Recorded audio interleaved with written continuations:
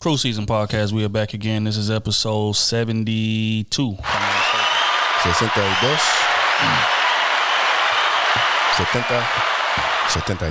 Facts. The family is back together. Kenny T is in the building. OT is in the building. These hoes still hoes. Who's in the motherfucking building? I'm D Trail AC. This is another episode of the Krew Season Podcast. How you fellas doing on this glorious morning? Y'all see they back from suspension, huh? Damn. They said they wanted off. We gave them off. About to be on some Joe Budden shit. Did y'all give us off or did we take off? Slid that slip right underneath the door. Right after. There's a difference between me and you. I do what I want. You do what I tell you to do. Hell nah. But yeah, nah, man. It's good. It's good to have the gang back together. Everybody in the comments, y'all breaking up? Are they off for good? Where's Kenny? Where's Smooth? Niggas is off. I told you, man. They'll be back, man. Wasted time I spent with someone else. Oh my God. She wasn't even half of you. Reminiscing how you felt. Oh my God. And even though. Why is that so hard though? That song hard, man. Who you giving love to now? That song hard, man.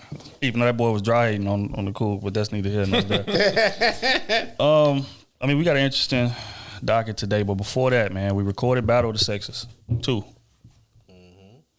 Smooth couldn't make it, but the rest of the fellas was there. What is y'all take on how we performed? Cap. Big cap.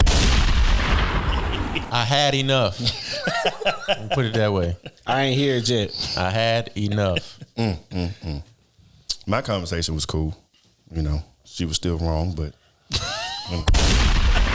we was able to get somewhere. You know what I'm saying? She was able to take accountability for all these women's mistakes. And y'all need to apologize to her because, yeah, she was covering for y'all. You know what I'm saying? Facts. I enjoyed mine, man. I won as usual. I mean, what else we expect? But, shout out to, Steph. She put up a great fight. Shout out to all of them, man. You know what I'm saying? At the end of the day, every one of them was articulate. Yeah. Every one of them was able to express their points, you know what I'm saying, at a legitimate level. So, I'm always here for the back and forth.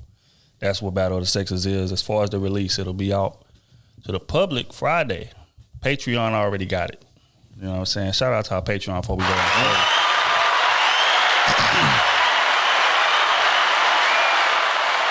But yeah, so we'll be releasing it to the public on Friday.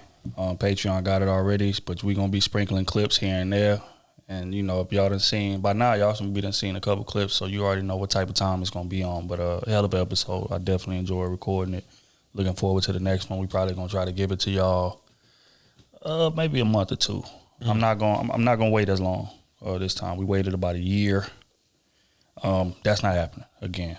Found a new spot to be able to record consistently. So we're going to try to implement that going forward. But as far as the docket today, let's not waste no time. Jada Pinkett. Let's not waste no time. Recently, she had Gwyneth Paltrow on the Red Table Talk, and they were discussing some things. I think you said that name like Gwyneth like a counselor. Gwyneth Paltrow, please come down to the office. Straight up and down. I'm trying to, I'm trying to work on my news reporter accent. But essentially, I'm just going to read the press clipping. I want to get y'all's response from it. Wednesday's episode featuring Gwyneth Paltrow was no different as the women discussed the challenges of maintaining a good sex life as well as communicating personal needs to your partner. It's hard, Jada said. The thing Will and I talk about a lot is the journey. I'm so tired of hearing the word journey. We started in this at a very young age, 22 years old. That's why the accountability part really hit for me, because I think you expect your partner to know, quote unquote, what you need, especially when it comes to sex. It's like, well, if you love me, you should know.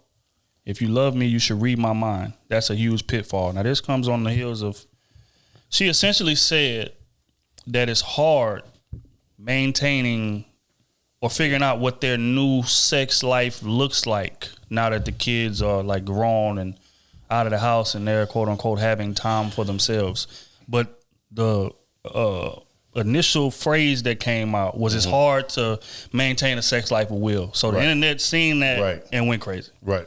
Because this comes on the heels of Jada, you know, embarrassing him, saying some not so embarrassing him. Let's keep it being. Not so nice things about Will in the past, and it's unintentionally, or is it? But that's another conversation for the other day. With the August Alsina stuff, her coming out and saying that she's just now trying to learn what love is. Like, it's just a lot of like personal shots being taken. She rarely ever comes out and says anything nice about Will or encouraging about the relationship. So I just want to get y'all take on it. When she's talking about, you know, it's hard maintaining a sex life with Will due to their current circumstances. What was y'all first thoughts when y'all heard that? I like to read and stuff. I don't like going by headlines. Headlines will paint the picture, especially for Will and Jada's situation. They ain't gonna paint no picture that's gonna be nice or beautiful. And it's sad because it's black love, but I didn't have no problem with what she said. I think that's some things that need to be said in a relationship. A lot of that goes on in a relationship, right? Especially when people get married, they just think once you marry someone that, oh, we're in love, so now you need to know how to have sex with me, you know how to communicate that you want sex and read my mind when I want it, read my mind when I don't want it. Right. You know what I'm saying? And I'm not going to say we, but I don't think that happens a lot in relationships or marriages. And that's a downfall to why a lot of men go through, hey, we're not getting enough sex when we get married. It's like this, sex goes down. Because really when you're dating, you don't have to communicate that. It's just like, oh, I'm going to do it just because I know that's how to get there. But now that I got you, all right, you're supposed to know when I want it, how I want it. You don't talk about that when, you know, you're dating, really. But especially when you're married, you really, it becomes a chore almost, I think, once you're married. And it's not to do it for pleasure. It's like, oh, hey, I know that's what I got to do. I'm getting tired of doing this. I don't feel right. Or our sex is not pleasing me like that no more. People are not willing to learn or try new things in a relationship or a marriage sexually. But that's just my opinion. Me personally, I didn't find nothing wrong with it. I thought it was actually good content. What you was about to say, Smooth? I had a problem with it. You don't say shit like that in the public eye, knowing what's going on around y'all situation. You know what I'm saying? You keep all that shit off. Take that monkey suit off. You're embarrassing us. You know what I'm saying? Because that's what you're doing. You embarrassing our situation. Will still has not said. I'm lying. He did say something. He was contemplating suicide. But that wasn't towards the man. That was towards everything, bro. That's towards the whole situation. That was towards when he was doing that movie, man. Come on, bro. Come on, bro. That's towards everything that's going on around him. I'm not with it, but come on, bro. You don't say shit like that, bro. You don't say nothing like that. How big y'all platform is and all that. Now, if you talking to your psychiatrist, cool. But you talking to the world, and the world already know your baggage and all this type of shit here, bro. You don't do that. Well, I think that's how her platform is built on being open and honest. So red table talk. I mean, that's how the platform is built on embarrassing your husband. That's what you're saying? No, I think her platform is built on being open and honest. Okay, how people take certain situations. That's how people take it. No matter, especially in the eyes of celebrities, no matter what you say, people don't like positive things that come from celebrities. Okay, Kenny, honestly, Kenny. I mean, if this was reverse, if Will was the one saying this, I mean, that's the difference between men and women. What men can say and what women can say. This is facts. We know this. Okay. I feel you. But like I'm saying, I mean, people taking her words and putting it in the minds of their own, just like they do with us. Yeah. They could say, you sit on there, you know, you're married and you're on this talk show with us talking about women and marriage and hoes and all this stuff, and they're saying you're disrespecting your wife. They've said it plenty of times, you know. They said it to me for sure. And we're like, that's not the truth. Because we know at home you know you have a loving family, a respectful relationship. I'm not saying my love life with my wife is trash. I'm not saying that I was cheating on my wife with somebody that had a mental case, or I'm not saying I brought a guy in my house that I eventually a girl in my house that I eventually started cheating on my wife with this woman while they was living. I'm not doing that. She didn't say that until the guy that did it came out about it. Come on, let's be honest here. Okay. He'll rap for that. She didn't just openly say, "Oh, hey, you know what? I had an affair on Will while I was there." No, the person that did it came out and said, "Oh, I did this." Now she had to speak on it. Okay. I'm glad you brought that up. Come because ain't nothing else ever hit the table before then, right?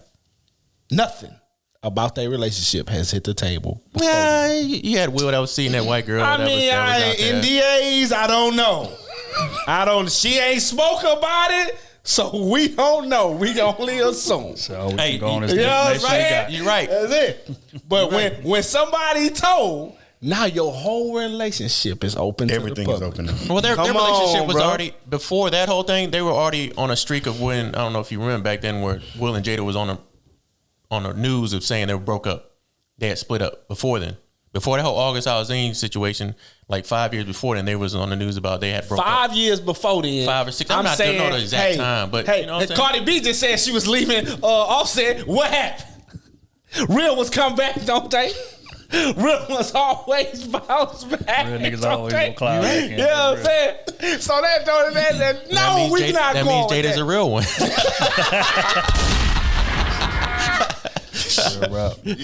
Oh, Damn, I can't even disagree with that. I can't disagree. You know what I'm saying? I can't disagree with that. That pussy got power. I'm trying to tell you. You remember Alsina was blind. And he could Now I can he got see. 20/20 vision. What was on his deathbed? He came back healed. Revived him. Healed in the snitch. Damn. touch the hem of his garment. I feel you. So, if you married to Jada, she comes out, makes Nah, I'm these not answering statements. He said, "No, I'm not." If she comes out, make these statements. What's your initial thoughts, if you will? That meme that he got that's all over the internet with that nigga eyes red. Trying to hold it together. Y'all boys, wild, man. That's the first thing I think about. That's the first thing I'm gonna think about. It's like, not again. You saw the nigga talking about he been going through some shit mentally. He said on his fitness journey, he realized that it was some other shit too that he had to work on. Like it was something deeper than that. He thought just being in physical shape, you know what I'm saying, was gonna kind of help him out. But getting into that and really focus on himself and locking in and doing those type of changes, he realized that it was other things too. And when I first heard the news, it was like same shit like Boosie. It's like, what the hell did Jada said? Nah. But how they painted it, you know what I'm saying? It was Sounded like wild. it was just terrible. I said, let me go read the article fully. Let me try to find some clips because I don't want to assume, you know what I'm saying? And sure thing. I mean, all she was doing just talk about what a lot of people have going on, just their relationship, just that finding, you know what I'm saying, the ways to keep that spark or just to stay interested in your partner, getting creative and again, That's the shit I like about. wanna But assume. I'm not that's the shit I doing like that about and open, embarrassing my honest. Because I don't want the situation. cap, man. A lot of Right. these celebrities and relationships be a lot of cap, man. Like they don't go through shit. They don't go through trauma or bad terms or ups or downs. They just act like, oh, it's flowers, it's candies, and all kind of shit. Right. When in reality, they have issues just like regular people. And then when they say they have issues like us regular people, we just blow it up. Kill him for it, yeah. But I get it though. I mean, I feel like there are certain things you shouldn't say, but then again, people have to understand that this happens. We are not, we are human. We are not perfect. So I get that too. But people just, it's social media now, and they're gonna take it and run with it, and they want to be the first to drop certain news. So you're gonna make the clip seem wild or the title headline look wild. So I get it, but yeah, I don't think what she said was wrong. Nah. Okay, let's take a side step from Jada, because I'm gonna admit, when I first seen it, I was just like, I thought, damn, I threw my phone across the room. What? Yeah. What? The headline, and then I read it, and I'm like, okay, I get it. But I want to get to the bigger subject, which is what she was talking about. When you're in a relationship for a long time, keeping that spark alive sexually. O said something that was very, very profound on Battle of the Sexes 2, dropping Friday. If y'all ain't seen it, Patreon already got it. He said something very profound on there. He said that oftentimes in these long-term relationships, right, when the sex dies, quote unquote, the onus is often on the man to, I guess, build it back up. Like, because women needs to, quote unquote, be mentally stimulated, needs to be foreplay from the morning to night, all of that type of situation. But he said oftentimes that onus strictly falls on the man. And he also said, like, okay, when do men get mentally stimulated like that? And it's often a lopsided type of situation. So if the sex dies, it's like, okay, what is he not doing? He's not stimulating her no more. Mm-hmm. How do y'all feel about that dynamic? Or you want to go into a little further detail as to what you meant by that? Put my nigga on the spot. Because I mean, it was some profound shit. It was. I just feel. I mean, and that's just okay. Now I'm speaking from experience. Of course, I haven't been in longest relationship like y'all two, but I've had several relationships where it was 2-3 years, or a situation it was like a year, stuff like that. So I feel like I have enough knowledge, at least personally, to know. And then just hearing it in barbershop talk and at work, and you just hear conversations like this all the time. And in many cases, we're gonna keep it all the way 100. In a lot of cases, especially the longer you go in relationships, the man always has to keep it, he's supposed to keep it spicy. You know what I'm saying? He's supposed to make sure some kind of way she's always turned on, and women just expect us to know what turns her on. It's like, no, we don't. Just like the whole situation with Jada. Like, there are certain things, if you want to be turned on, it's like, you should say, hey, I like these things. These things turn me on. Rub my back this way. You know what I'm saying? Like, start off with, some breakfast in the morning, or, let's make a whole day out of this before we, get intimate at night. Like, if you want things like that, you have to say that. Same situation with that little, the flowers. The woman got mad because the dude bought her some flowers and she wanted a vase with the flowers. Bitch, you said you wanted flowers. So that's what he got you. You know what I'm saying? It's like, if you wanted to do more, if you wanted some arrangements, you wanted to deliver to you at your job and this big presentation so people can see, say that. You know what I'm saying? Be more specific in what you want, not just this is what it is. And then when he do that, now it's, oh, he wasn't romantic, or he wasn't creative, or we don't operate like that. And I think women, y'all need to understand that we are completely different. We are not operating romantically like that. We are problem solvers. You say you want flowers, I'm gonna get you flowers. You want elbow arrangements, I'm gonna get you elbow arrangements. You know what I'm saying? Like, just be more specific. That's what I would say. Be more specific in what you want, like exactly what you want. Because they don't know what they want at the exact time. I don't want my back rubbed. You start rubbing back. Stop touching me. You know what I'm saying? Thank you. Man, that's some real shit, Kenny. I don't want to be touched right now. Well, you said you want me to rub your back. Now I'm gonna be tired later. You want me to rub your back when I'm ready to go to sleep? No. Yeah. See, that was a good point, Kenny. Yeah, that's real. But we do get hard if we look at a cloud. That's true as well. Damn, that's a nice cloud. Rub my leg too. Shit. Yeah. Come on, I'm ready to fuck. Which is how it oftentimes goes. Right? Which again, another thing O said was sometimes men will do all of that from top of the day to the bottom of the night. Go prepare, be romantic, get the dinner ready, pick an outfit for a massage, and still don't get no ass. Then what? So if you say that it takes this to mentally stimulate you to get you to that point, and I've done this, and you don't get to that point, how does that make, how does my mind work in regards to that? Because now going forward, I'll be like, okay, well, that's not a guaranteed thing when I want sex. So what is the guaranteed way that I can get it when I'm in the mood? Just call Pee-wee. You know what I'm saying? So it's like the onus is oftentimes on the man. But, just like O said, when do we get that? When do we get romanced? When do we get mentally stimulated from the top of the morning all the way to the nighttime? They don't care about that. You expect men to just be ready on guard. And more times than not, we are. But that's not the point. What I'm saying is that's why they ain't gotta do it. You know what I'm saying? But that's our fault. That's our fault. That's a cop out for effort, though. If we gonna be honest, it is. Yeah, it's a cop out. So again, that's just something to think about. But what Jada said as far as maintaining the situation in a long-term relationship is correct, man. Just like me and Smooth was talking about on past episode, buying gifts. It's hard to buy gifts when you've been with a motherfucker for 10 to 12 years or longer. You know what I'm saying? Because we done bought them everything in the world. You got all the bags. You done got all the shoes. I done took you on trips. I done did everything. So it's like, okay, yeah, the 32nd anniversary coming up. Let's see what he gonna.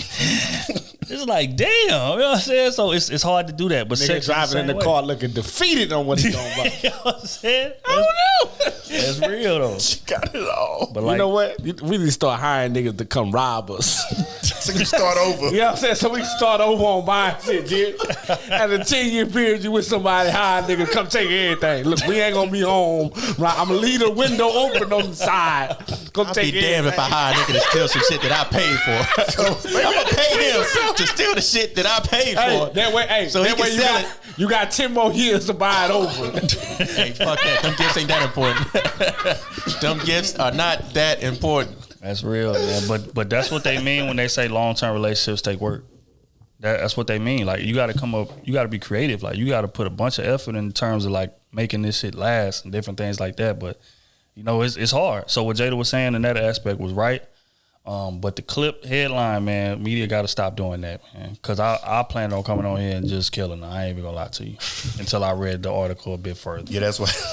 B was loading the gun. He was too. I had to see some clips. I'm like, all right, well, dog. this is this eases the blow a little bit. Yeah, but you know, shout out to Will, man. Prayers for Will.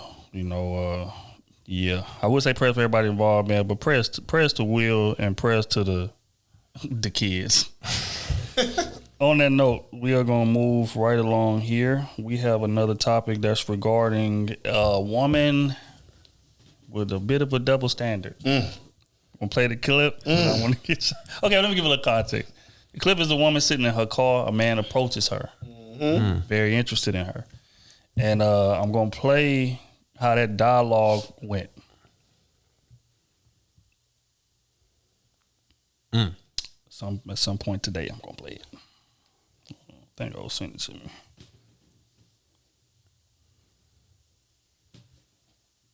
The problem, why you got me feel like I'm filling out an application or something? You is, I'm interviewing you. I ain't got time to waste. Oh, wait. That was nice to you. There was no problem. And you good? Oh, yeah, I'm just texting my friend. She was just texting me. Oh, all right. Nah, it was no problem. I had seen you had left it on the table, and I was trying to get your attention, but you kept walking, so you probably didn't hear me, so that's why I was bringing it over here. So what you came out here for? I mean, I would bring your ID. I would want somebody to bring me mine, and I'm on break anyway, so it makes sense. Well, I'm grown. What else you came out here for? I mean, obviously that, and you know, it's obvious, you know, that you're pretty. So I was trying to talk to you, see if I can get to know you a little bit. I want to get to know you. So what else you do outside this little job?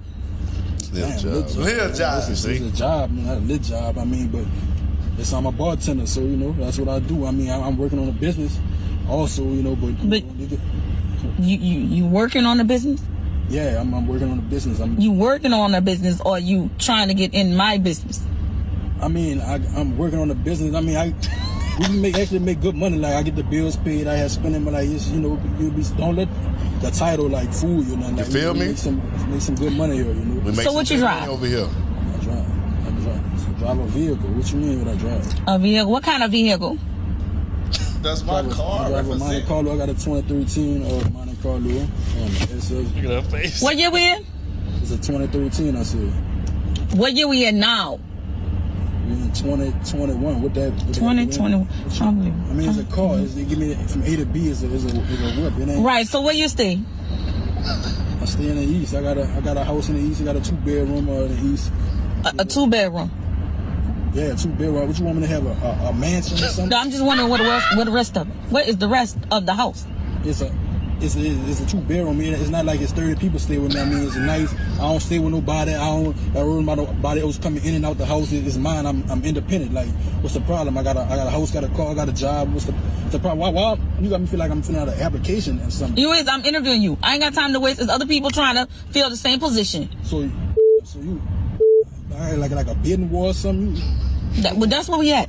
So Play part 2. fill the same position. The problem, why you got me feel like I'm filling out an application or something? You is, I'm interviewing you. I ain't got time to waste. There's other people trying to fill the same position. So you like a bidding war or something? That's where we at. So I mean, I'm just trying to get to know you. Like, so you got chum? I want you to know. I want to get to know you. Yeah, I got one. You one? Yeah. A whole child? What you mean a whole? Whatever. Oh, I don't. That's one too many. That's one way too many. You don't do men with kids or something? Absolutely not. Oh, all right. So you don't have kids? I see that. Oh no, I got 5. You got 5 kids. Yeah, I got that. 5. So the kids, kids blessings. I don't understand how you got 5 and you talking, Because I got enough for the both of us. I don't need somebody to have a child. Right. I really just trying to, I'm just trying to get to know you, whatever. Like, Matter of fact, it's not gonna work. I figured it out. Nope, it's not gonna work. Nope. What you mean? No, it's not gonna work. I'm talking to you like a. I know, but it's not gonna work. Gentleman. It's not gonna work. You done disrespecting me the whole time I've been at the car. All I did was come at you, respectfully. It's not gonna work. You got 2, you got cheering, everything. But you got 5. You got a whole basketball roster. And I get all 5 of my mother sons to whoop your mother. Oh, so now you mad? Don't play with me. Now Don't you play mad. that with your Yeah. Get a better job. But you ain't even got no real J's on, bum. It can't be real, dog. Yes, it is. Can't be. She real, was on dog. live or something like that. Can't be real, bro. First and foremost, prayers to everybody involved before we go forward with this. What are y'all thoughts on how the interaction played out? These hoes ain't queens. You got 5 kids, and you want to talk down on a man who just simply shooting shot. First off, he brought you your ID that you lost. He could have tucked that bitch and showed up at your house like a lot of weirdos that we see on the internet today. But he respectfully brought it back to you, and just while he brought it back to you, wanted to talk to you. Can we talk? My nigga said he had a 2013 Monte Carlo. Yeah. My nigga also said he had his own place, 2 bedroom, 1 child. Obviously, the child is at the baby mom's crib because he said he lived dolo. And you dare insult him by saying you got 5 kids and this ain't gonna work. You gotta have more money and all that. You got 5. So in a sense, if he'd have took you on, that's what 7 people he gotta feed. Cause that's 5 with you, right? Then yourself, that's 6, and himself is 7. No, I'm not. I miscount that. He got a kid. It's 8 kids. It's 8 moms he gotta feed. And he was. And she talking about what you do and all this type of shit. Obviously, you on Section 8, baby. I'm looking at you. I'm looking at you. I can tell. I'm looking at it. I mean, just my eyesight with context clues. I'm putting shit together. And you on Section 8. You know what I'm saying? All your baby daddies is hood rich. You know what I'm saying? Probably drug dealers. And now they in jail, broke rich. You know what I'm saying? Or they in, you know what I'm saying? So with you doing all this here. The audacity of you. You should be grateful a nigga is even hollering your way. And then on top of that, when you said you had 5 kids, after he felt insulted by the shit, he still was trying to talk to you. He still tried to kind of talk to him. Better man than me. He really did. 5, I'd have wrapped that combo. All right, man, you take it easy. He really did. Good luck.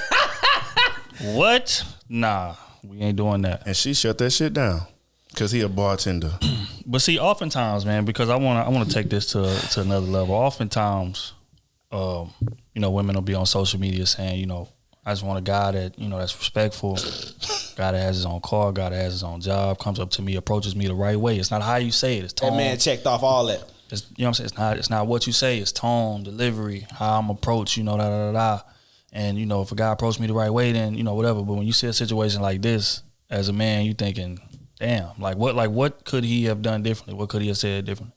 I don't think it's nothing. I think she was just on one that day, and it's just like, now he got to suffer for it. You feel me? But, nobody's going to feel sorry for dude. It's going to be like, oh, I mean, she should have talked to her that way, whatever. But it's not like a, public outrage, whatever the case may be. Could you imagine if that was a dude in that car and a woman walked up to him and she's trying to get to know him and he just disrespecting her the whole way? Hell no, I can't date you. That little job you got, that little waitress, that little bartender. Nah, we can't do that. What you drive? Oh, hell no. 2013? Nah, baby, I'm in the 21. I can't. Hell nah. Your ass is out of here. They would have killed him for that. But it's like, as a man, you supposed to just take that to the chin, but yeah, bro, she was just a little rude, and you know what, man, just go on about your business, man. It ain't nothing.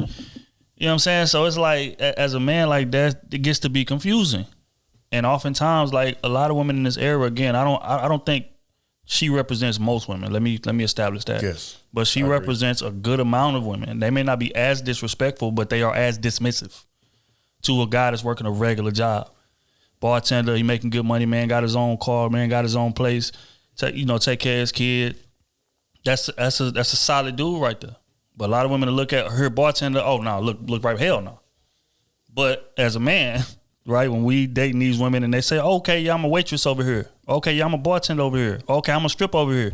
And we supposed to just, you know what, that don't mean nothing, baby. What you? I'm focused on you as a person. But a man, his job defines him. Or like you get to judge him for that. And I feel like that happens a lot. All the time. And it's like, damn. All day, like as a man, like what you gonna day. do, bro? So Damn, that's crazy, fool. I don't know. That man did everything he was supposed to do and still and got shot down like it was like she was on Call of Duty 1 versus a hundo and nobody else had guns, bro.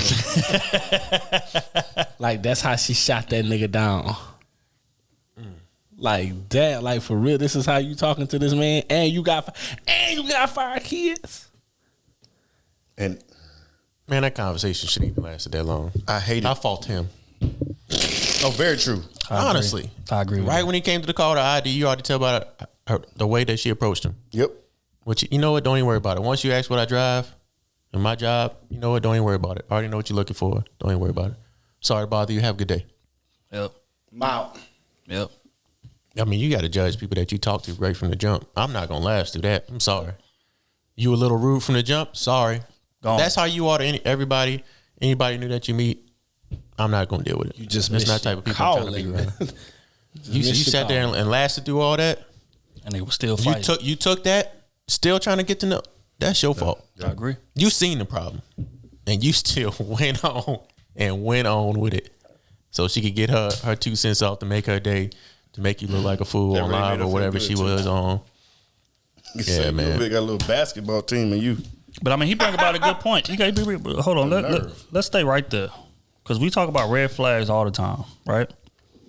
This man approached this woman. She's rude to him right out the gate. Mm-hmm. Still wanted to talk to her anyway, right? So let's say by the end of the conversation, she caved. They exchange numbers. They get to kicking it, whatever. He smashed, whatever, get her pregnant. Now they break up after that, and she get to tripping as his baby mama. This same dude will say, "Oh man, my baby mama tripping." Da, da, da, da. When you seen blatant red flags right on the approach.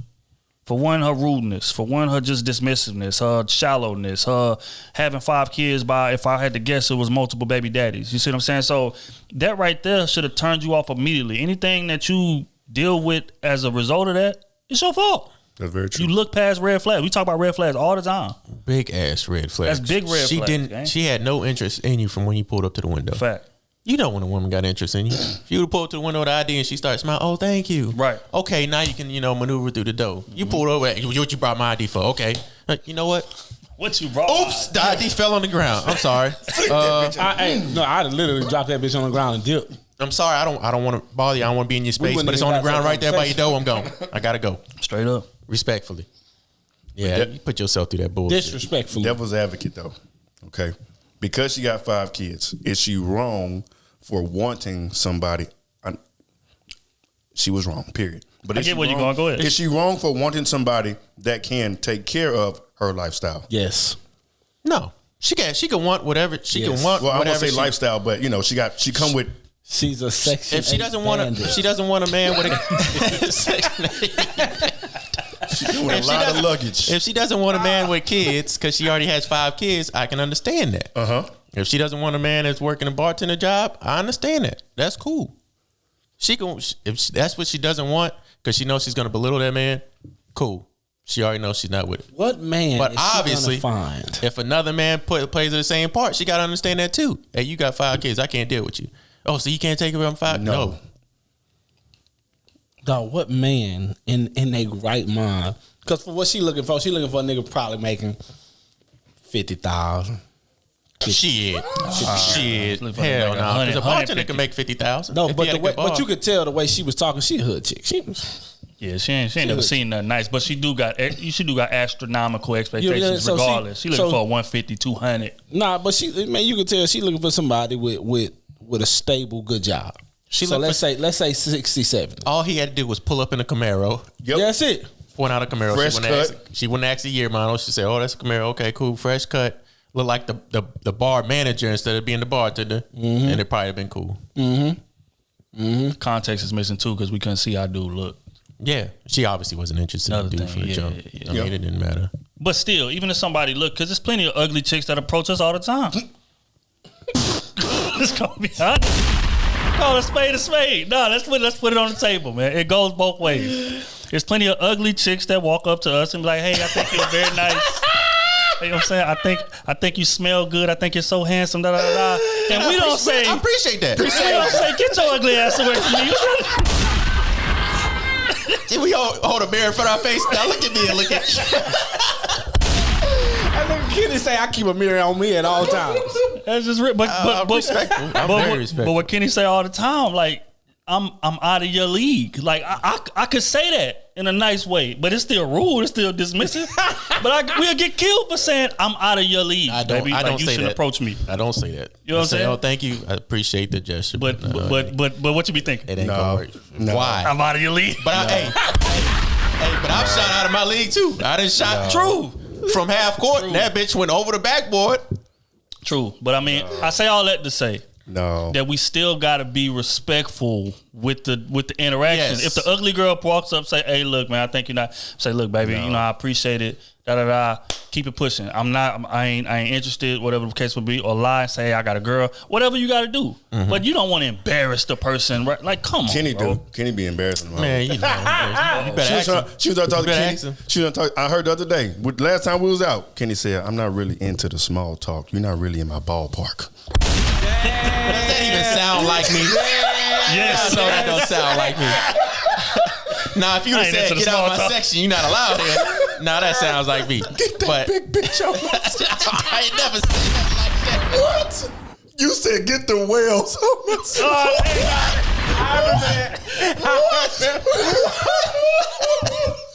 I ain't never. In Vegas, yes you did. Oh well.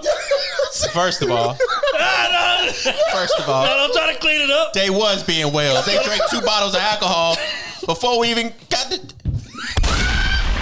And I ain't even know the dude that put them there. Like how you drink 2 whole bottles of liquor for And the nigga didn't drop 2 no money whole on the bottles section. between 2 people Before the lights even went before dark. everybody else got there. That nigga was stunned too. That nigga. There's 3 people in the section, 2 bottles already empty. Who told you to bring the bottles anyway? Oh shit. Look here, man. Prayers for all parties. They was All drinking like parties. whales. So I called them whales because they was drinking like whales, not because they were thirsty. But they were definitely husky. Hey, y'all. Hey, I'm not with it. Okay, we gonna keep this thing moving right along. Get to a more serious story. Recently in Houston, police responded to a call where it was 3 kids left in the house, abandoned in the house, whatever the case may be. And when the police got there, they found the decaying body, which is the youngest. I think he was 7 years old. I'm just gonna read some of the clipping, and I want to get y'all response to it. It says arrests have been made in connection to 3 kids found abandoned in a Texas apartment, along with the skeletal remains of their brother. Harris County Sheriff's Department said Sunday that officers responded to an apartment complex in Houston where the 3 children, ages 15, 10, and 7, were found left behind in an apartment with quote-unquote skeletal remains also found inside the unit.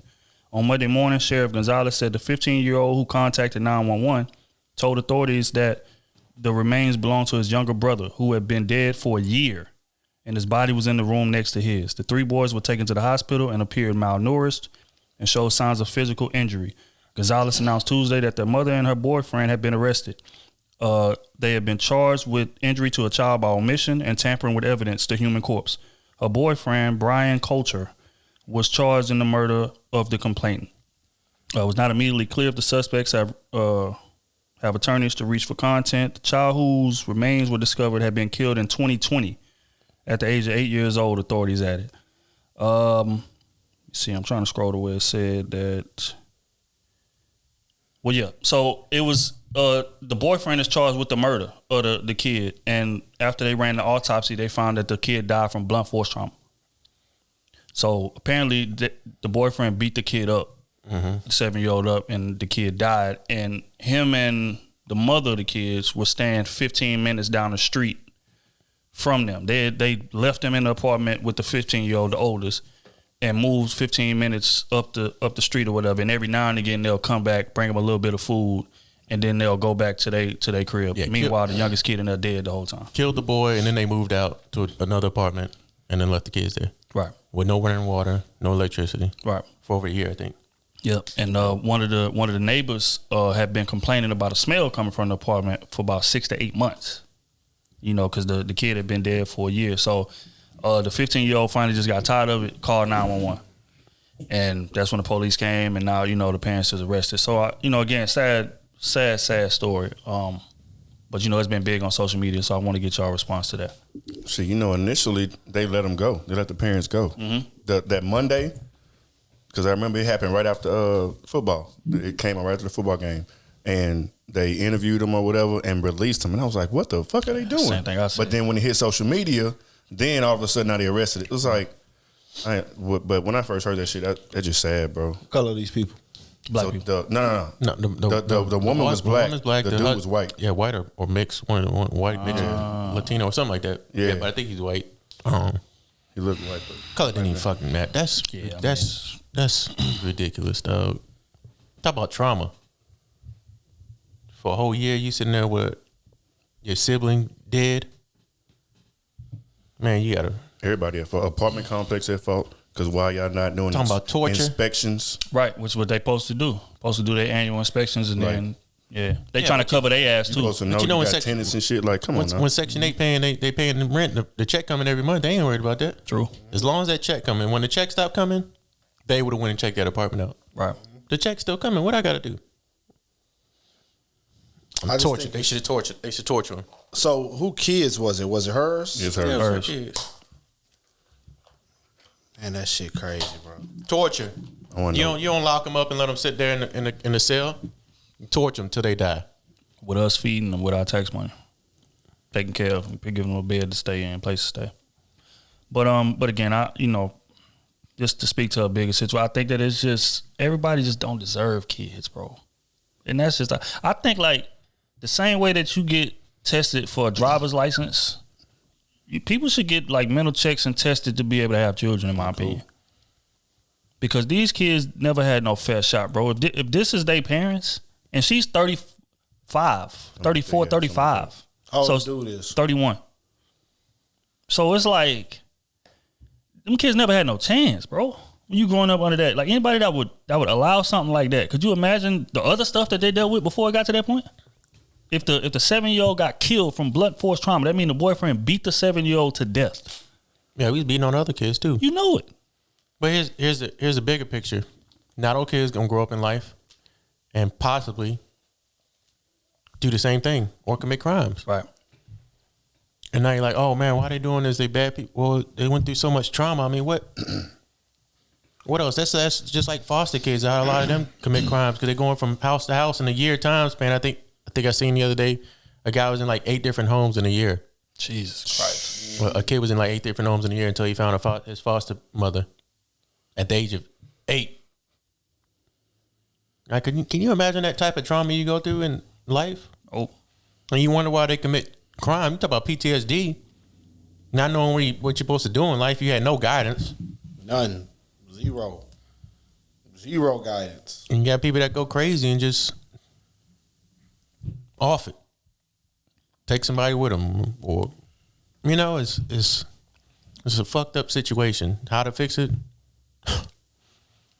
I don't know. Which is why like the pro-life people rub me the wrong way so much. It's because like this could have been avoided. They talking about, nah, just had a kid regardless. Da, da, da. Like true, but when you have these kids and they grow up under these circumstances, just like Kenny said, it's a less than likely chance these kids are gonna grow up to be productive citizens. Very less. Because it's hard, bro. Like that's gonna be in the back of their head. It don't matter how young they was. Don't matter what it is. And one of them 15, he down there grown. And it took them a year to call the police. Right. Because they was threatening them not to.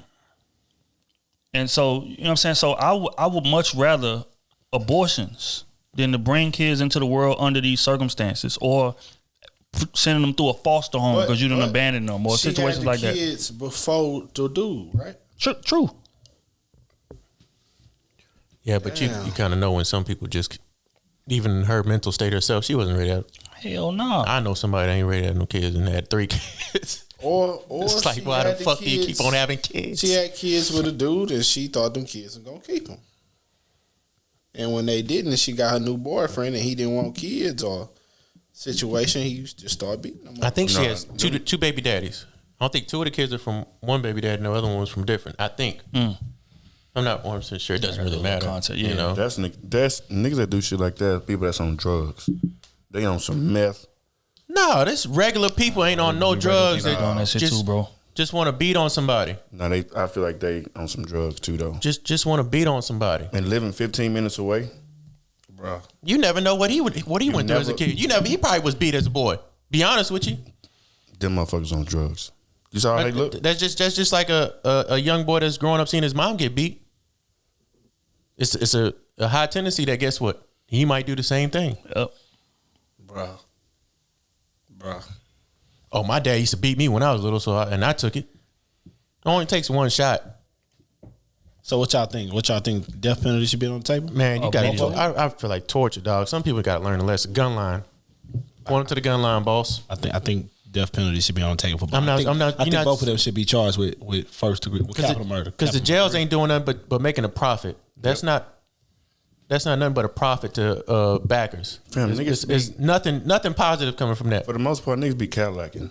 He don't need to be back out in society. I'm sorry. That's a mess up that you can't come back from. Bye. She don't need to be neither. Hell no. You want to take him out? You want to take him out the soft way? Have him a nice death? Nah. I'll torture their ass. Fuck that. You gonna sit here? I'm gonna feed you one time. You don't want to eat all? That's your choice. It's real rap. No bath. The same kind of environment you put those kids through. The same type of environment you gonna be in. Right. No electricity, no bath, no water. Talk about crazy. Put them in a hole. You talk about crazy. That is insane, bro.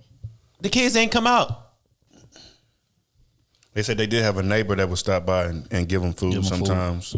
Yeah, but they didn't come out they that could tell. apartment. Yeah. That's like solitary confinement. Facts. No running water, no electricity. Matter of fact, that's worse than that. Because solitary confinement, you get the electricity. You had to come out for an hour. They went to school the year before then, I think, right? They didn't get registered for it. So for a whole year, they have no man, Mind you, cold weather, dog. hot weather, no heat, no air. Could you imagine? Especially with a dead body in the next room if it's hot. And I don't know if you know what a dead body smell like. And this is Houston, so you know it's hot Decomposed. for a whole year. Shit. Yeah, nah. Yeah, I think death penalty should be on the table. Yeah, I think it should be an open and shut case. There's no excuse. No excuse for that. I'm very interested in what the defense is gonna argue. They ain't gonna For have them. one. I mean, public defender got to. They gonna argue something. You know what I'm saying? So I'm very interested. You know what's crazy? I think they gonna argue crazy house shit. Shit. Great. Yeah, I couldn't be the public defender. Yeah, it's over with. You know what, Judge? He crazy. Just kill him. Just kill him. He ain't no point putting him back in society. You say you gonna take the L on purpose just to make sure justice served. Yeah, no, I agree. I don't know, fool. Like I'm telling you, fool. That shit crazy. Yeah, they'll I think claim one- insane or something and put I him in think insane one of them asylum gonna walk, or fool. something, and I we'll be think paying one of them gonna walk. paying for them to stay alive for the rest of our lives. And That shit's sad, man. I think one of them gonna walk, fool. I don't know, man. But again, prayers to the kids involved. I normally say prayers for everybody involved. Fuck them. Prayers to the kids involved. Hopefully they can get some therapy and live somewhat of a Man, normal talk life. about trust though, nigga. They can be able to trust nobody in their Come on, life. Come on, relationships gonna suffer. Job security gonna suffer. Like that. That's abandoned issues at a totally different level. Totally different level. And just the trauma from you killing they dead brother that's in the next room, and who knows how. Again, a whole year. So that means when he first died, they going in there checking on him, trying to wake him up. Like, could you imagine? no, I can't. Yeah, but again, prayers to the kids involved, man. But we're gonna stay on some crime. Recently, Fetty Wap. Yeah, baby. Fetty Wap has been arrested and charged. Him and some of his gang been charged in the RICO Act. Apparently, they moved 100 kilos of cocaine, fentanyl, weed. I think some more pills, different things like that. And this is FBI. So we know what that means. Yeah. And not only him, we can merge both these stories. ESTG as well. ESTG himself has not been arrested, but his circle has been arrested. A couple of his managers, a couple of his gang from his neighborhood. I think it's like 10 to 15 of them that got indicted by the feds. Fentanyl, cocaine, drugs, guns in general. So both of them are, in hot water right now as far as FBI raids. I want to get y'all take on superstars, well, not superstars, but stars, people that done had money, different things like that, still being involved in this type of thing. Man, I think Fetty Wap, he was in a handicap though. He only could see half. I knew as soon as he said it, I knew he about to go. Man, come on, man. Yeah. Come on, man. So you say he could only see one side of the fence, he couldn't see both? He could only see one side. So I don't. Man, Fetty Wap ain't been hot for a while though. Yeah. He came out, boy. That was 2016. Won't you come my way, man. Yeah, talk about, and just that's what they say. You get 2-3 hits and you start going down and try to keep on living that lifestyle. Right.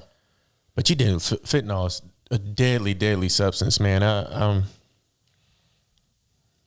can't help you with that one. But with celebrities doing all this, I mean, that's like how much money are they really making? That's what you want to think. Good question. How much money are you buying all these big ass chains? You doing all this. Most of them are renting all these Lambos and houses too. Man, what they call that shit? Leasing all these vehicles, and all these chains are bought on level. They say it's 50,000. It's probably really 10,000 just to get the jeweler's name out there. It's all just a facade, really. Yep. And they get caught with these drug dealing cases, and man, dealing fentanyl is just stupid. I'm not with that. It's just interesting to me, like people like really trying to still be actively in the drug game. All the big drug dealers came out and said it a million times, that game is over with. FBI is on y'all ass. This is not the 80s. It's not the early 90s to where it was laxed. People was able to move kilos and have cheese lines coming out of drug spots, police driving by, nobody getting busted. Them days are over.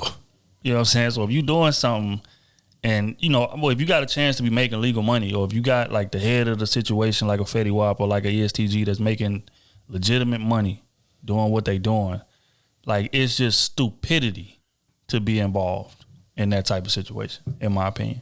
But as far as the celebrities, who I thought of immediately as soon as I heard these stories? Sam Hurd. Immediately. That's who I thought about. And it's like the pressure to maintain this facade that Kenny's talking about is immense. Because you go from making millions, now I'm driving Lambos, I'm getting mansions, I'm in jewelry, I'm buying out sections, I'm spending $20,000, $30,000, whatever the case may be, but then that money slow down.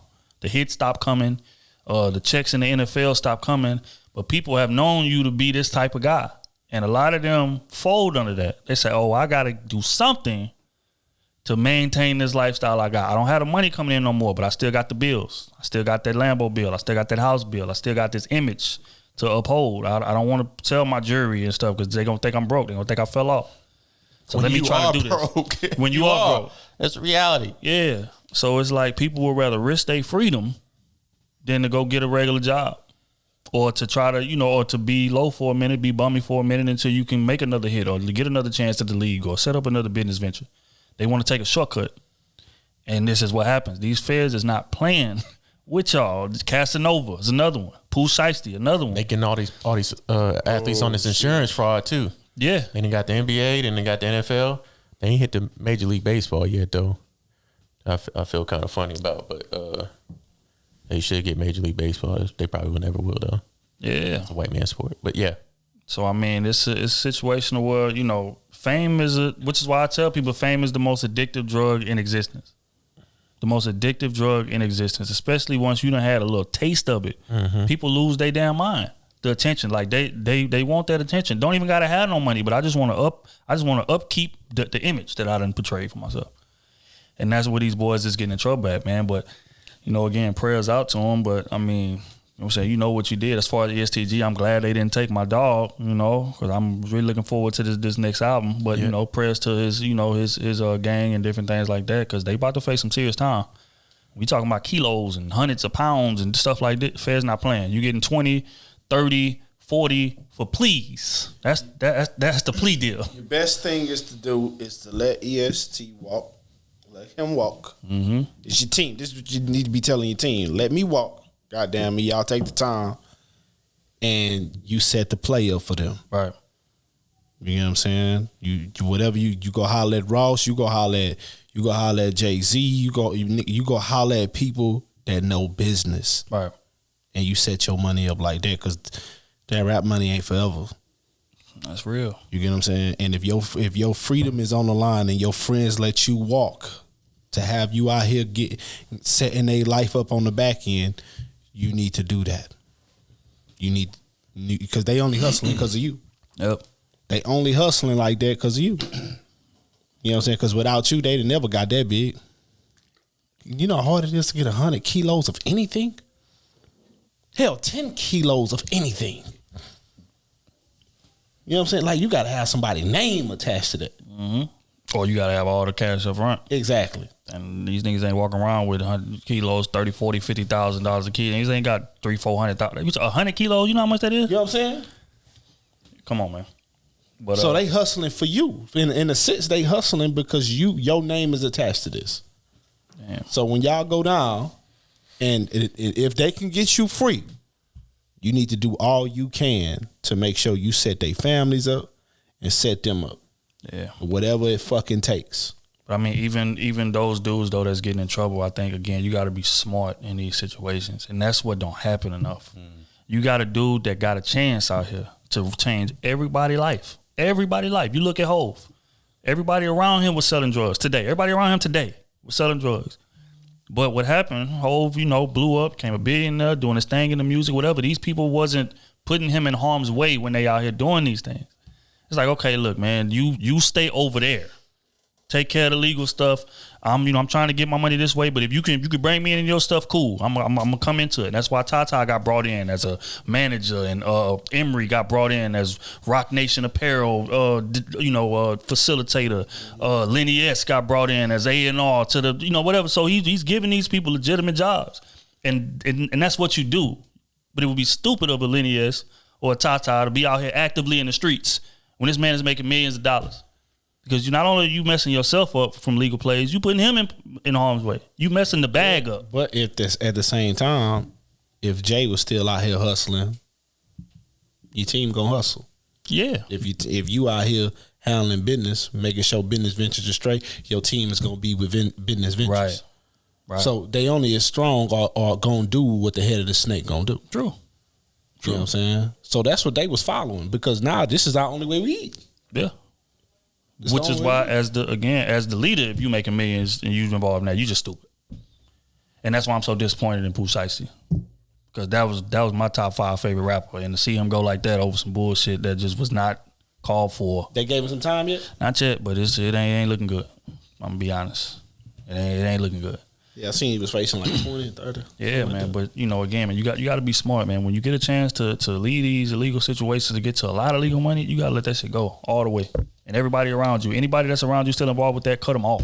You know what I'm saying? Do not mess the bag up, man. And that's the problem. You look at a King Von situation. You look at a Mo3 situation. You look at these people like this that's dying at a young age, that's changing their whole life, changing everybody around them life. But the people around him is letting the leader go do stupid shit, or putting the leader in position to go do stupid shit. But all of them be yes niggas. And that's the problem. All of them. That's the problem. They don't have a dude that they have next to them that could talk crazy to them. Like, nigga, what the fuck is you doing? Yeah. No, we not doing that. Right. You get what I'm saying? And respect the word enough to, like, hey, my nigga gonna make sure I'm always right. Right. When I'm thinking crazy, I talk to him, man. If he going with it, I know I'm right. If he not, then I'm wrong. You get what I'm saying? But they don't have it. They got somebody that's just gonna fall into the fold and say, yeah. And now y'all done led this shit into the water and everybody drowning. Yep. Because you look at King Von surroundings, O Block got picked up, federal sweep, same RICO charge. They got them for killing FBG Duck. People out here snitching in the camp, and they went to O Block and arrested 5 or 6 of them. And now they are facing 20, 30 life. Now that Vaughn is gone. You know what I'm saying? So it's like, again, protect the bag. If you got a chance to escape these legal situations, protect the bag, and let's get this shit legal, man. Let's be smart. Like, y'all want to move some drugs, fool? Move to Colorado, California, New Jersey, fucking New legally. York. Do it legally. Go buy you a big ass facility. Hey, look, man, we're gonna grow this shit, man. I'm gonna get the top growers around that I can find to help us do this shit, teach you how to do this shit, and now we got a legal business. In a year's time, we making millions legally. They want it right now. Yep. More to this story, man. The Fed's not playing with y'all, man. Tighten up. They can't see that shit. And they gonna let them build too. Yeah. So they can get as much as they want. You thinking you scot free? You know what I'm saying? They watching all your plays. They got 2 years worth on you. Drewski skit. Look at him. Look at him. Look at him. Straight up. That's real though. Remember on this day when you checked in at this hotel? All that. You came in with a briefcase. You left out without one, and they come on, man. But yeah, O just showed us a story, man. Moving right along. Recently, Alpo, or as everybody is familiar with Paid in Full, I'm imagining everybody that's listening to this podcast is familiar with Paid in Full. The character that Cameron played, so real name was Alpo Martinez, and he snitched. He killed Rich Porter, went to jail, did 20, came home, and he done been running around Harlem like Superman with his chest out, like, yeah, I did what I did. Ain't nobody gonna do nothing to me. Whatever. I'm a man. I stand on what I did. O just showed me a story. They say that they killed him. He recently was killed in a drive-by shooting. Let me read it. Shot multiple times in the chest. Man, 55 killed in Harlem drive-by shooting on a street corner early Sunday morning. The victim was struck multiple times in the chest and a hail of bullets fired from a passing vehicle on West 40 or 147 Frederick Douglass Boulevard just after 3:20 a.m. EMS rushed him to the Harlem Hospital, but he couldn't be saved. His name was not immediately released. Comes out that is Alpo Martinez. Thoughts? Never let her wear niggas ride. That's crazy, but it's real. Hey, it's a matter of time that she gonna catch up. You involved in that lifestyle, man. Hey, man.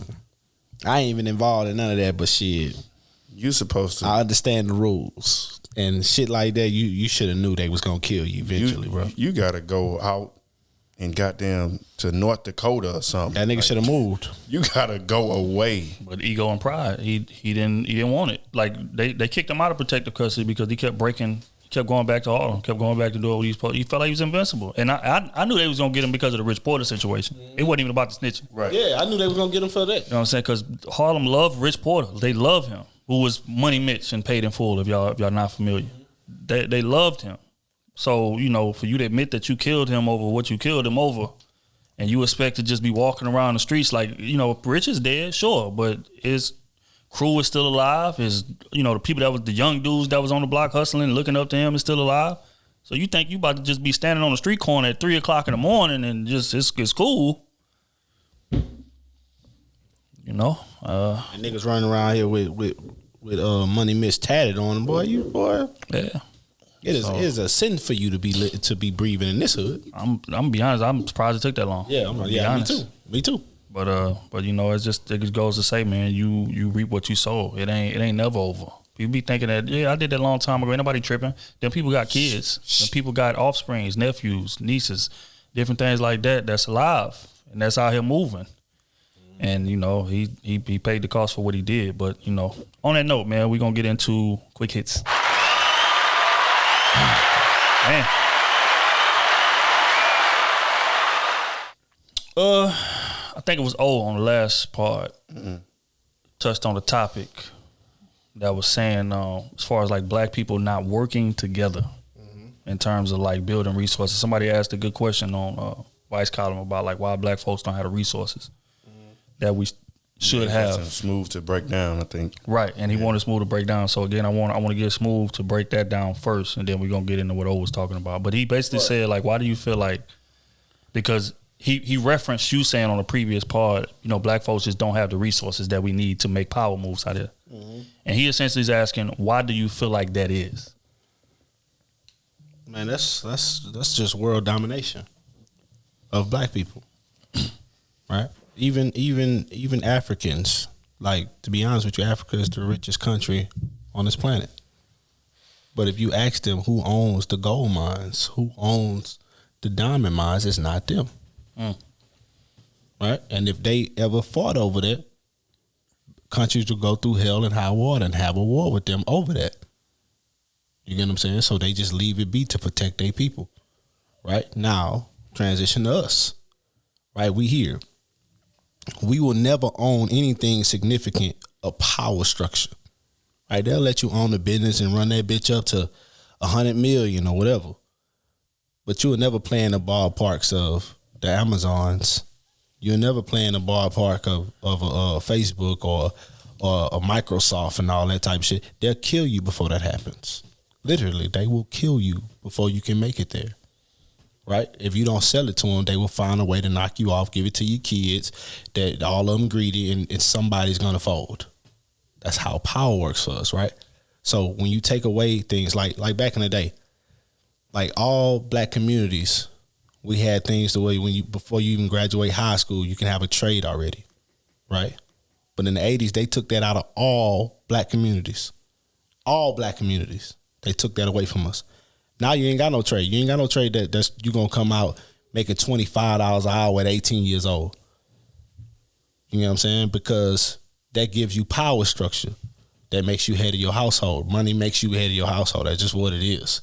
That's how this shit works. A woman will look at you like you ain't shit if you ain't getting no money. Right? So when you take all this away from the black structure, what do you have? You have nothing. Then on top of that, you say Section 8. You name one man you ever known on Section 8.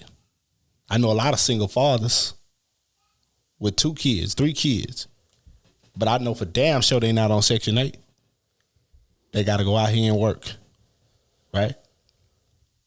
So what incentive do we have? And then we living in hell. We are most of us, most black people on American soil, 90% of us are living in hell. We don't see better. We don't see greater. And most people not making it out of that. You're going to get the few scragglers and all that, but most of the time, they never going to grow up to be billionaires. How many billionaires come from the hood? It's not many. It's maybe, one every generation. Well, I wouldn't say one. Let's say 2 every generation. That's going to be billionaires. Fuck $100 million to them, that's nothing. That's not real power. Real power is owning news. Why? Owning the news station. Why? You control billions of people. You control their mindset. That's why they'll be like that. That's why they tell people, oh, take the vaccine. 2021, take the vaccine. But in 2021, more people than died than in 2020, and we got the vaccine. Why the fuck that is? Why? Because they put it on the news. They throw it in your face. I can control all these people. I can give you all the good things, and most people are not going to do their research. Right? And then for us, with owning shit, like when we do start owning shit, we make it look better. We make it look cooler. We run shit smoother than the other side. It's not ran with malice. Right? So the moment you make a successful business as a black person, it's like most people around you going to be looking at you like, oh, this nigga think he better than us. And then on top of that, you got to do business with the other side, and they going to look at you like you got the ER stuck on your head. So it's hard for us to get anything really successful and make it run right. So, question: how do we fix that? And I think that's what we started to touch on last topic when O got into his bag, as far as saying that black people do not work together enough in this era. It ain't no fixing it. They didn't made it so. The trick has already been pulled. Ain't no fixing it. We'll never see that fix. Ever. I say we could. How? We just need more people just to start working together, period. Being just open about it, just laying shit up. We don't trust each other. All right, that's what it is. You know why I say it's no? Just this simple shit, right? I'm gonna just use me for example. I went to my family. I tell them, hey, I want to buy a property that we can fix up. I got 10 bands right now. I got a foreclosure home right here. This bitch, 40,000. I need y'all to come up with 30. I got 10 bands, and I can fix the property. Y'all make y'all profit on the back end, right? If they did come up with the money, it's gonna be hard for them to come up with that bread anyway. Out of the whole family, I'm bringing 10 to the board. Correct. Right? I might can stretch to the 15. Right? Okay.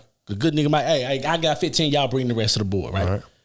When they get that money, instead of them looking at it like, oh, that's a loss, but I'm going to get my money on the back end. Soon as I purchase the property and start doing shit with it, somebody going to be like, oh, I need my money back.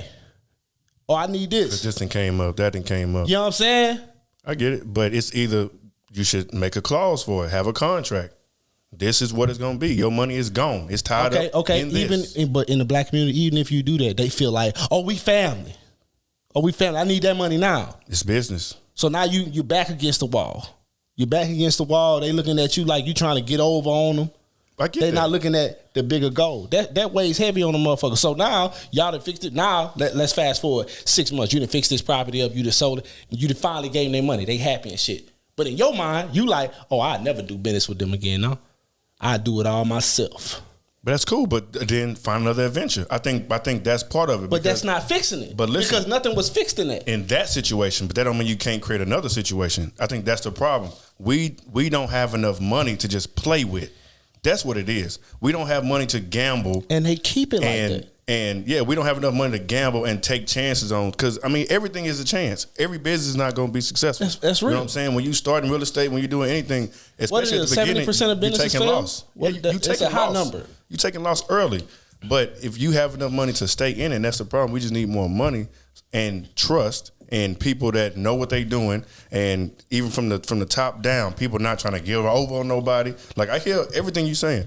You know what I'm saying? Because you'll have niggas that, all right, I'm going to do the contract work and da-da-da for y'all. And then y'all really don't read the contract because it's 50 pages of signing and shit. And then, you know, somebody end up passing away and now you lost most of your stuff because you just signed away to this person that did the deed or whatever it is. You know what I'm saying? Because people not knowledgeable to read the contracts and most shit. of us not So gonna I do get that. it. But I think it's money and it's trust. We just we don't have enough money to just even try shit. Like anything that we do, it's gonna be stressful. Anything big for the most part is gonna be stressful because nobody has done it before us. Exactly. We taking a chance and it's like, you know, if you lose that 15K, it's like, damn, I'm gonna have to start all over. It took me 2 years to do, 3 years to do. Okay, but look, You know what I'm saying? even if I lose the 15, right? I know the rest of them not even in position to lose that money. I get that.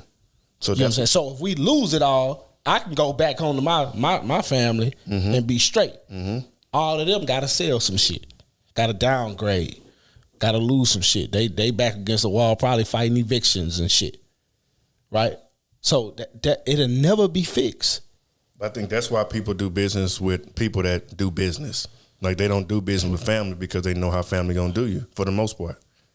Or people that's, you know. That's only in our shit though. I don't think that though. Look, me and my wife was talking, right? We just have less money to lose. No, not even that. Even if we was like most of us have big families. Most black people, we have big families, right? And I'm talking like a family of 20 people. You got 20 people in your family that's working. No matter what they do, they work, right?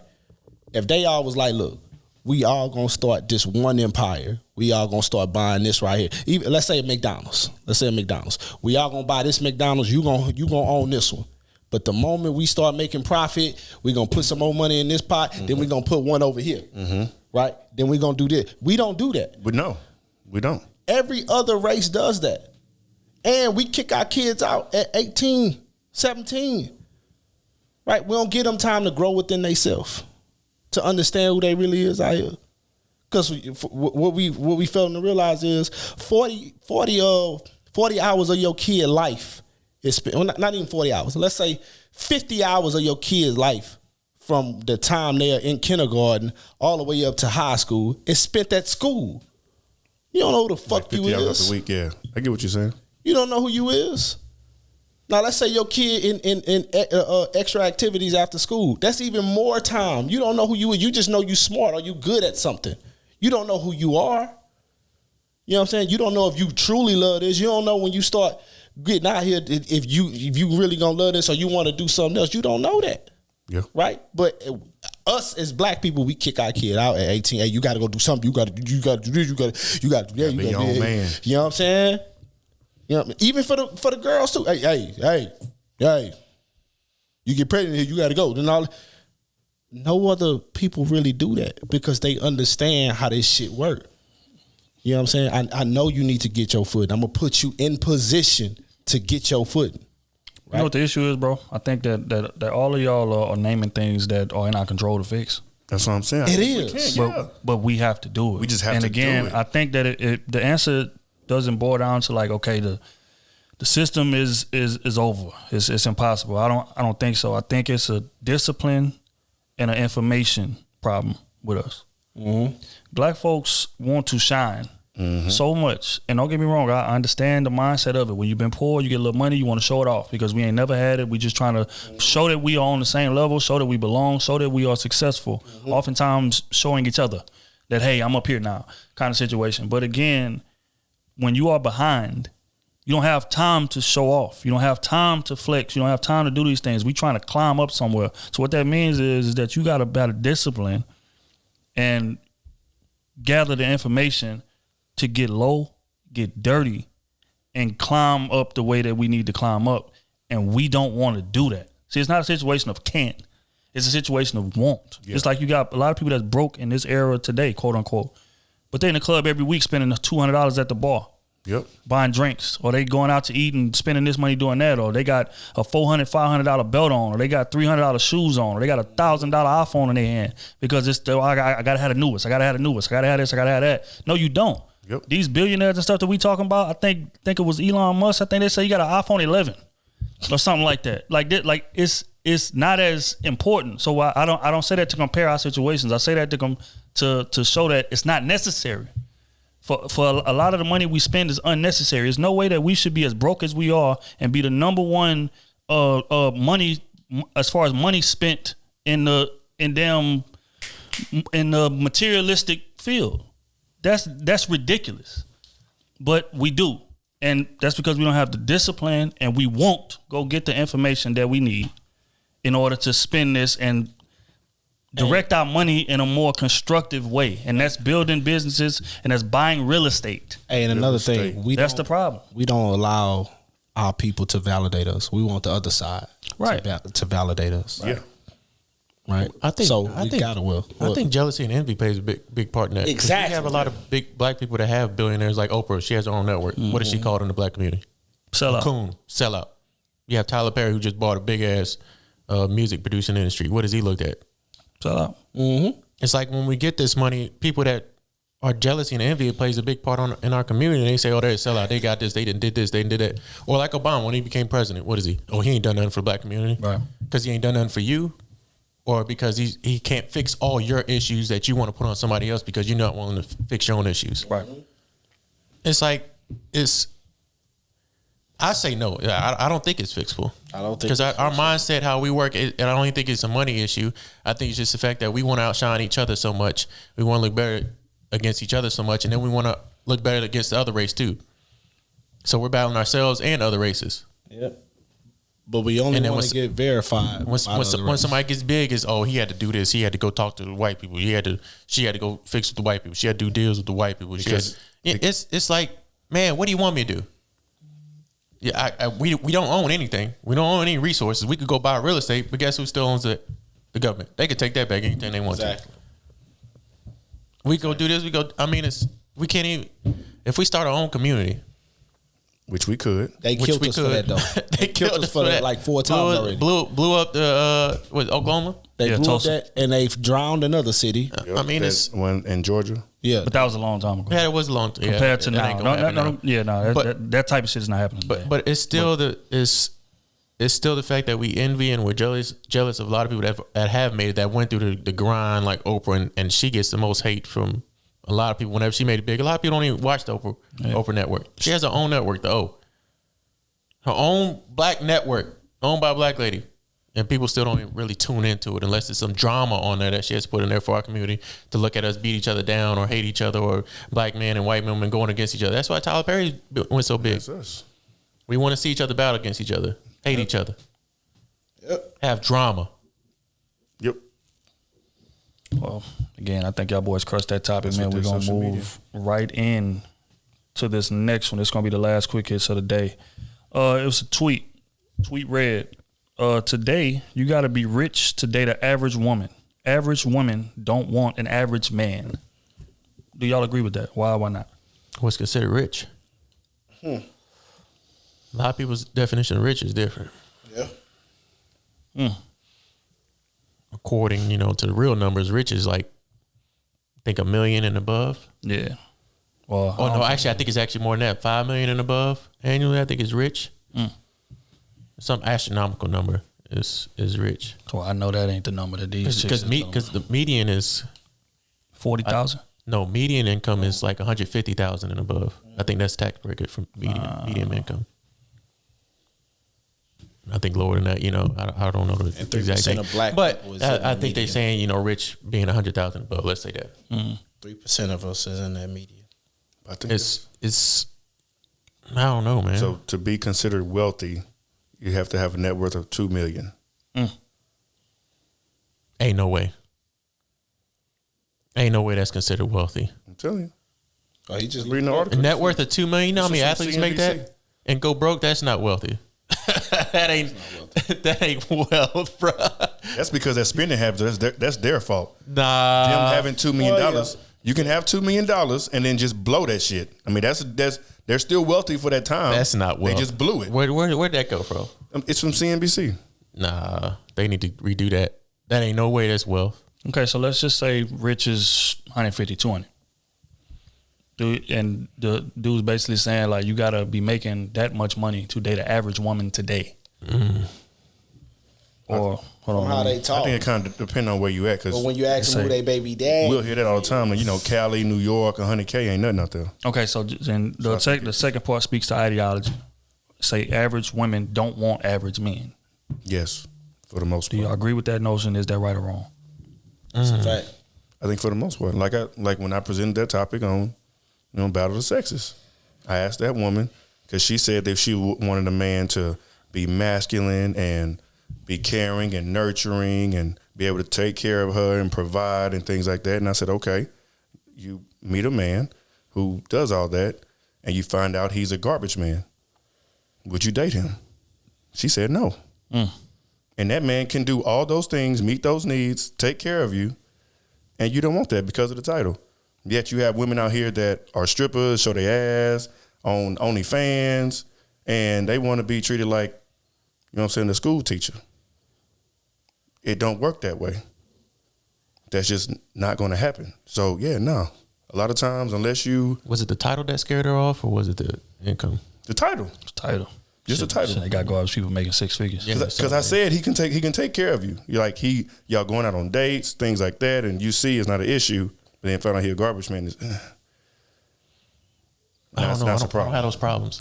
I think regular dudes do. Like Because just $300K date, $300 date ain't nothing to me. So fuck it.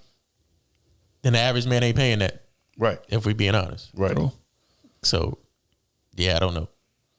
But as far as do you feel like the average women don't want to date average men, quote unquote average men? They gonna say our standards too high too, but I don't agree. What we like on Instagram and what we want in person, two different things. Question.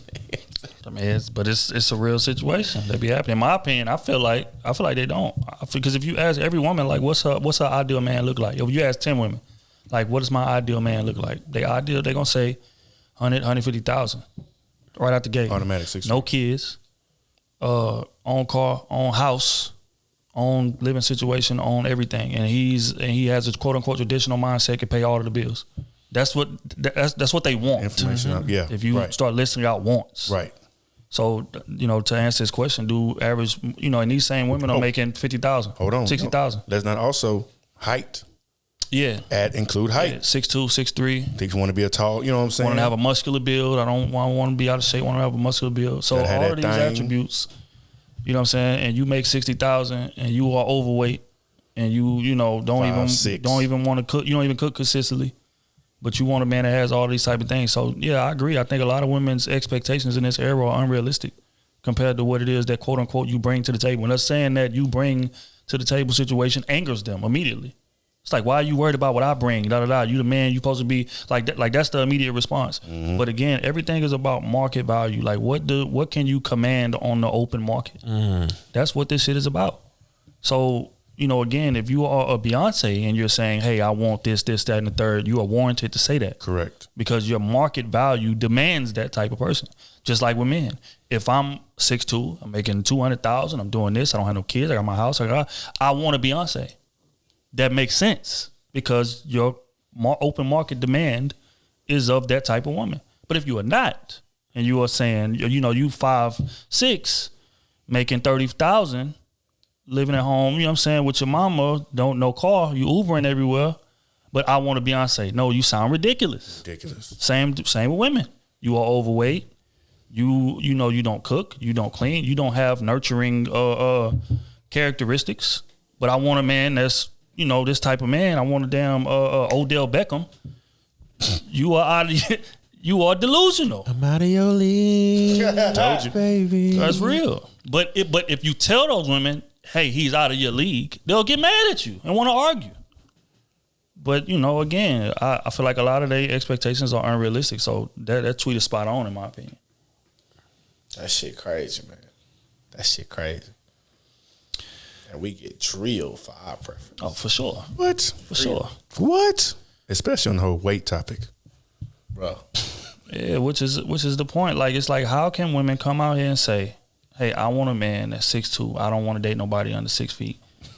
And it's cool. Like, it's okay, yeah, that's her preference. That's what she wants, right? But if a man comes out and say, I don't want to date a chick over 230, 220, he's a monster. He's fat phobic. Matter of fact, I've seen videos on this. Like, oh, if you don't date a woman that's, you know, overweight, then you fat phobic. It's like, okay, so how's it preference on one end when you talking about height? And then on the other end, when the man say, I want a woman that's of a certain, you know, weight class, of a certain in shapeness, he has phobia against that type of woman. And one you can control. Or he just say, or he say something simple like, well, you want that? I want a woman that's not opinionated. I don't need an opinion from you. That's why I should ask for. When I see what you said. You know what I'm saying? That's why I should ask for. When I see what you said. Because in a sense, that's what you gonna get. Yeah. I don't need you to have a brain. Don't talk to me. Just lay there. Hey, they be wanting traditional, right? And in them traditional roles back in the day, for real, like, the woman didn't have no opinion on where the ship went. Right. You just was on the motherfucker doing maintenance. That's just real. Say you was just on there getting hit with that hot grease. You know what I'm saying? Folding them clothes. You wasn't on the surface getting the water splashed on you. You was making sure the engine was running. You was making sure the hot water was still on. She was a mechanic. In a sense, she was, because she had to take care of the crib, right? So she didn't have time to overlook and see where the ship was going, if they was gonna hit shore or stay at sea. And, you didn't know nothing. It's real. Said hit shore. You get what I'm saying? So in a sense, you had no opinion. Yeah, and I don't care if they was in a goddamn 2,000 square foot home or a big ass 5,000 square foot crib. Back in the day, you had no opinion in your household. They gonna say they did. I just said all they did was maintenance. It made it look picking like out they furniture. Did. That kind of it made it look like you did. But you didn't have no goddamn say on where this shit was going. They say they picked up how grapes. careers was moving, what businesses we have running it. All you know is you know how to run the inside of this. That's it. You don't know. You don't even know how the paint look on the goddamn shit. You was a whole mechanic. That wasn't a mechanic. That's just real. But yeah. So if a man said that, he would be looked at like a monster. But in a sense, that was y'all role. Right. That was y'all role. And you talking about you can't handle traditional because you want to go up there and steer the ship. The engine going out, bitch, get under. Need you to go turn something, yeah? What a big Get under it. Get under it. Them kids is crying a little too loud. It's rocking. I need you to go under. You trying to be the head with me. This ain't gonna work. Why can't you quiet them kids down? That's not tradition, though.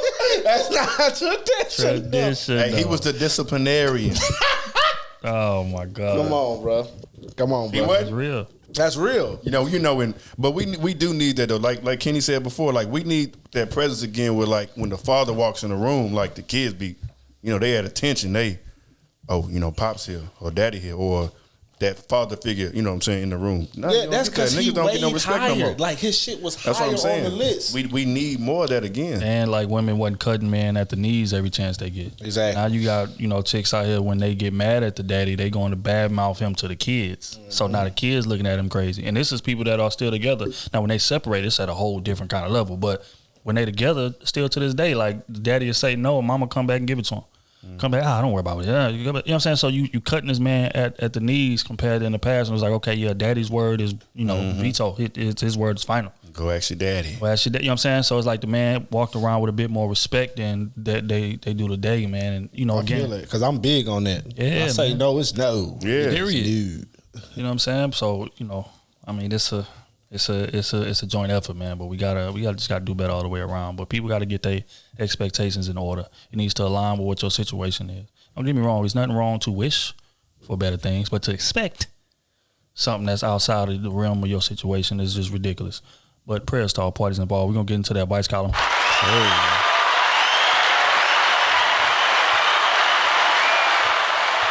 This first one is from Stephanie, Patreon member. What's up, Steph? She say, Stephanie, it's been a long time. I've enjoyed your content very much as of late. I was hoping to get some perspective on a heavy topic. I'm currently in the military, and I've been working through some trauma. This is related to assault, sexual and physical violence. My ex-man told me my emotions aren't his cross to bear. My question to you is, what is too big of an ass when it comes to a man supporting a woman? Thank you so much. Salute to you all, and please don't stop what you do. Dealing with your emotional traumas before you got here, go handle that, baby.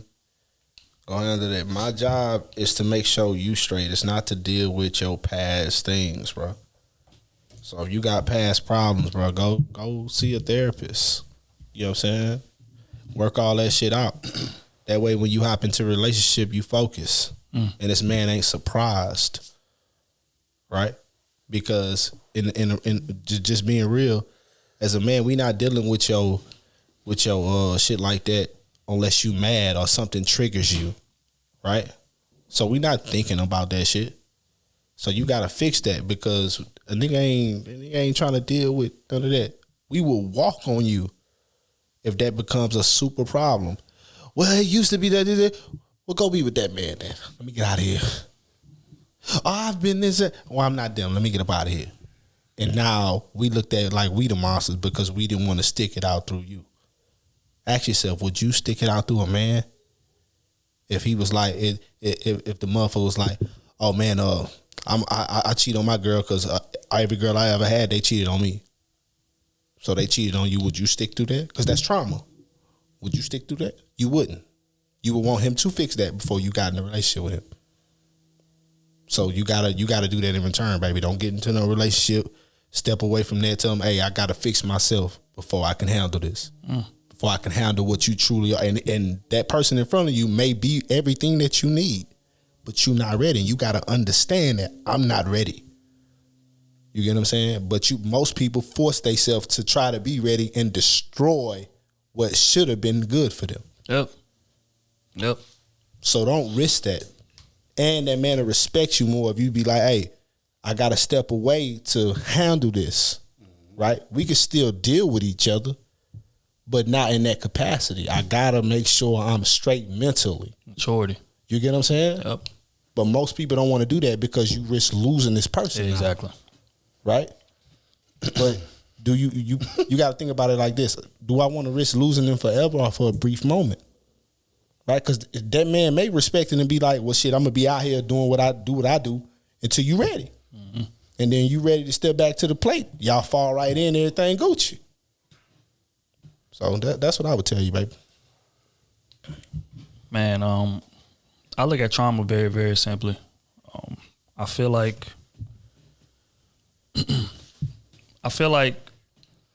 my responsibility in terms of a woman's past trauma is maintenance. It's not renovation.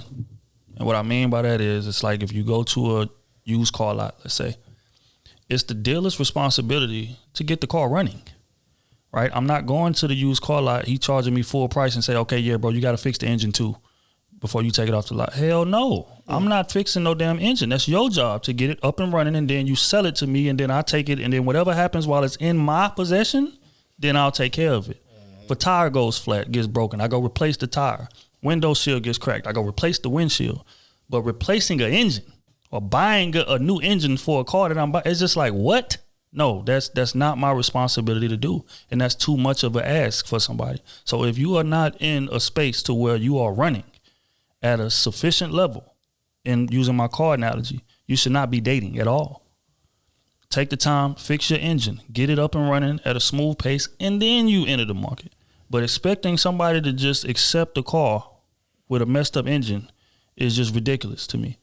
But a lot of people do that. A lot of people don't take that time to go work on themselves before they get into a relationship. They just jump from relationship to relationship, praying that the next man is going to be able to deal with what the last man couldn't. No, why not just fix yourself and then I go into the next situation whole? Now, I'm not saying that everything is sorted out and I'm 100% right, but I'm functional.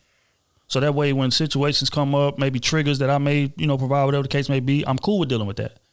But, for you to just come to me as just unfinished product and just expect me to just be blindfolded and just put it all together, that's too much. That's asking too much. So that's how I view trauma. Kenny T? What's she asking again? So basically, my ex-man told me my emotions aren't his cross to bear. My question is, what is too big of an ass when it comes to a man supporting a woman? She has past trauma because she was in the military. Yeah, and my bad. Yeah, I'm currently in the military and I've been working through some trauma. This is related to assault, sexual, and physical violence. And he said her emotions. Yeah, it's not his cross to bear. Mm-hmm. So basically, when she get triggered and have breakdowns, that's not on me to fix. No, basically what he's saying. It's not on him to fix, but I think help you guide you into the right direction. I think he can do that. That's what I was going. Yep. I think if that's the scenario, I'm not saying like which y'all make good points. Yeah, for sure. Your mental state, you should at least came into a situation already with help looking to fix that issue. Not saying that assault and everything's gonna fix instantly. But you should already been seeing help and all that kind of stuff and putting your weight on him to say, hey, whenever I break down, you need to fix my breakdowns. It's not gonna work. Maybe I'm guiding you, hey, you need to go here, go find this, I can take you here, I can walk you over here and take you to this counselor or some guidance over here. I can direct you here. But expecting me to fix that for you, I can't do it. I'm not gonna be able to bear that. I'm not gonna be able to hold that over my head. Because I didn't go through that situation with you. So I don't think he's wrong. And I don't think that person's ready for that situation at all. Or you. I agree. Like I said, it's about fairness to me. And that's just not fair for you to bleed on me for a cut that I didn't cause. It's just not fair. You need to sew that up, get yourself together, and then come to me whole. People got to stop doing that. And then the irony of the situation, right, is that if this relationship plays out, let's say he, say, you know what, baby, your emotions are my cross to bear. Well, let's go work on this. Mm-hmm. And the relationship ends over something, whatever the case may be. He's gonna be the bad guy because he didn't, I guess he wasn't considerate of me, or he went out there and cheated, or he did this, or he did that, or he wasn't as attentive to me as he should be. But he has to be overly attentive because of your past situation. That's not fair to somebody. Now, also, context is important here. If she came into the situation and she announced from the door, hey, I have traumas, that I'm still working through, and he says, okay, cool, we can work through that, that's different. That's different. Mm-hmm. That's different because you knowingly signed up for that. I agree, yeah. But more times than not, that does not happen. That we'll get into that relationship, and then I'll say something that triggers something, and now you just snap. Mm-hmm. And it's like, whoa, what the hell? No, that ain't. I don't want to deal with this, and now I'm wrong for not wanting to deal with it. No, that's not fair, man. But I think in some cases, people may not even know that trauma is still buried. It just takes one time. Trauma and then things, boom. Things like trauma that's really trauma experience, you really don't get over it though. Right. You know what I'm saying? Like certain things just can trigger it.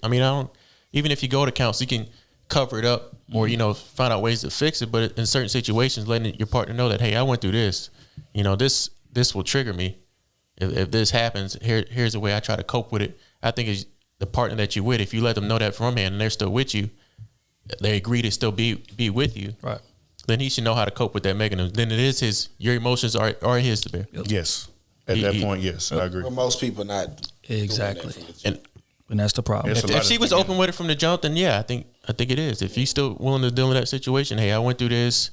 I know I went and got counseling for it. You know, I went through it. I went to seek help. I'm kind of over it, but it's still in the back of my head. And whenever you do things like this will trigger it. You know, because it's certain things like we say with the little boys. Your brother died. I don't care how much counseling you went through. You know, I went to counseling. I went that. But a certain situation, it'll trigger it. Right. It's like, okay, now you gotta be the partner to understand why this triggered them. Okay, so now how do I cope with this emotion that she's having, this problem that she's having? But if you didn't bring it to her from the jump and you just boom right out there, you just get emotional. He's like, whoa, what happened? Oh, well, I went through this. Oh, you ain't telling me this from the jump. Well, I telling you it now. Well, I can't be with you. Yep. And the reasoning, a lot of times I say, I don't want to, drop that on somebody so early because I'll scare them away. Yes. They're gonna That's go what the reasoning is. Yeah, Yes. they're gonna go regardless. Exactly. Yeah. Exactly. 'Cause I had a situation like that. I was trying to get to know somebody. First phone call, it was about 30, 45 minutes. And she unloaded so much on me. And I was like, I can't do this.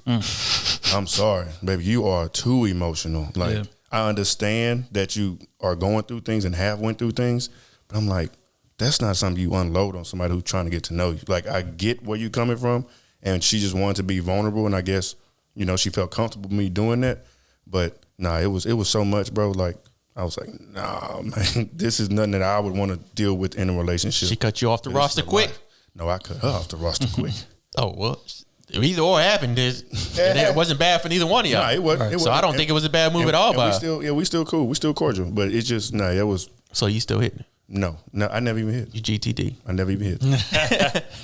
What does GTD stand for, Otis? I don't know. What does GTD stand for? The cop in the background was dancing. Yeah. Oh, man. He got the draws. All right, we're going to move on to the next one. This from Jelani, Patreon member. What up, Jelani? Step the court. It's my brother, man. You say, can you guys do a quick hit, so a quick tutorial on researching information? For example, crypto, stocks, workouts. Say y'all have a platform to reach, teach, inspire, influence, and guide with ease, and I love it. Kenny ain't shit, but he's a big mentor. It's because I used to work him out there on that football field, but we ain't gonna talk about that. Oh, my God. He must be trash now. Wait a minute. Gotta be. It be your own people, dog. It be your own people, bro. Ain't no way, boy. Ain't no way. Why? But to answer the question, bro, like, information is everywhere, bro. And it ain't really a specific place to get it. Like, my method of going to, like, research things, say, for instance, like equipment when we doing this, right? I go to a bunch of different outlets and just take information from it all and then put it together myself as far as weighing pros and cons. Okay, this is the type of camera we need. This camera does this camera does that, this camera does both of what they do, this camera has an extra. And okay, I bring all my information together and I make a decision. It's not just one place that you should go to, especially in regards to crypto and stocks and different things like that, because don't get me wrong, like, these writers' opinions are biased. They gonna give you advice based on what worked for them, right? So if I'm investing in Bitcoin or whatever and I'm winning in Bitcoin, that's gonna be my sole purview. I'm gonna be channel vision as far as giving it back. Yeah, Bitcoin. But it can be somebody else that's out here that got Sheeb and they killing right now, and they can give you a whole different perspective. So, I think you should attack research the same way. Read as many articles as you can, take notes of what you feel like is valuable, put it together, and then make your decision based on that. Yep. Yeah, they got classes for everything. There's actually literal websites that hold classes for trading stock, trading options, learning Bitcoin, learning altcoins. I mean, anything, really. Google, YouTube. I mean, we on that shit all the time. You go to the rabbit hole on YouTube. Everybody does. Facts. It's just a matter of how you spend your time. How much work are you willing to put in to learn something that didn't intrigue you at first? Exactly. That's the key. And that's the problem that we go through in the black community. Yep. It's something new. We have to teach ourselves. We have to be Too much work. self-discipline. We have to take that hour that we used to spend on Instagram and use that to learn something else. Yep. That's really the hard part. Yep. If you look at your phone time, we all got that shit on iPhone now. It shows you your phone time at 9 hours, 7 hours. That was your average time on the phone. Do you know how much time that is of your day? And you can't even probably understand what you was looking at, except it was Twitter, Instagram, or YouTube the whole time, or Facebook, or TikTok. That's all you're doing. So just imagine you took 30 minutes of that. Yeah, 30 minutes. 30 minutes of that. And to learning something. That's it. Just think about that. I get you a journal. A journal is a big thing. I really improve on my journal skills. Like I write everything down in the journal. Just I don't care what it is. Just write it down. That's a way I learn. Easiest way I can remember stuff. So I mean, you find your best way of learning. If it's hands on, if it's writing it down, or if it's visually seeing it, or audio, do it that way, and then you'll get to where you're going. Because I can't tell you about. You text me about Bitcoin, stocks, all that stuff. I mean, I could tell you what I do, but it's not going to be best for you. Right. I think we're missing one thing too. Just being intentional with it. Like if that's what you want to do, like set that side of time. Set that time aside. You know what I'm saying? Like 1 hour a day. Like, this is what I'm doing for this hour. And what's helped me too is like social media, certain things that you follow on social media. You want to get in crypto, follow different people that, are advanced in crypto. You don't even have to do that on Twitter no more. Oh yeah, you can TikTok. I mean, anything else. You put anything about Bitcoin on a search bar on Twitter, guess what's going to pop up on your feed? You don't even follow the people. I'm saying follow it because that way you see it all the time. Yeah, just make it a habit instead of World Star and spiritual word and shit like that. Like you actually got substance on your timeline. Like I unfollowed a bunch of women and started a bunch of fitness people. Like so I can get different, exercises from them and shit. Like just being intentional about stuff like that, just changing your view. Because if all you following is Instagram models, that's all you're gonna see on your timeline. But if you following crypto people, if you following people that's doing real estate or whatever, like that's what you're gonna see. And then you able to get information from them. Then you do your research from there, and then that's gonna set you up. But you got to be intentional about it. Like really want to do it every single day or however long. It's a week. I want to spend 10 hours this week doing this. Like you really have to make a note of it, just like you're doing anything else. Yeah, another thing is you got to be excessive. I mean, you got to be obsessive over it. Yeah, and that's what a lot of people, again, they'll kind of tap into it a little bit, see what all goes into it. Okay, I'm gonna skim through, I'm gonna read. You got to be obsessive with it, bro. It's a day-to-day thing. Just like when we study in these social medias, as far as like timing of posts is important, length of posts is important, hashtags you use are important. Like the first 3-4 seconds need to grab them. Like that, those type of tips you're not gonna get by just skimming. You gotta like really delve into it and practice it, research it, practice it, and then eventually it'll become a smooth situation where somebody like a Warren Buffett who said, he reads, I think he said 3 to 4 hours a day. A lot of that is newspaper. A lot of that is the market. But so much so to where he could just scan the market now because he's been doing it for so long. Okay, yeah, this is a good one to invest in. This is a good one. That's trash. It's immediate because he's been practicing it for 50, 60 years. You know what I'm saying? So you got to be obsessive over it if you want to be great at anything. And, a lot of people just don't have the discipline to do that. But shout out to him. No, great question, man. Next one. This is from Asia, Patreon member.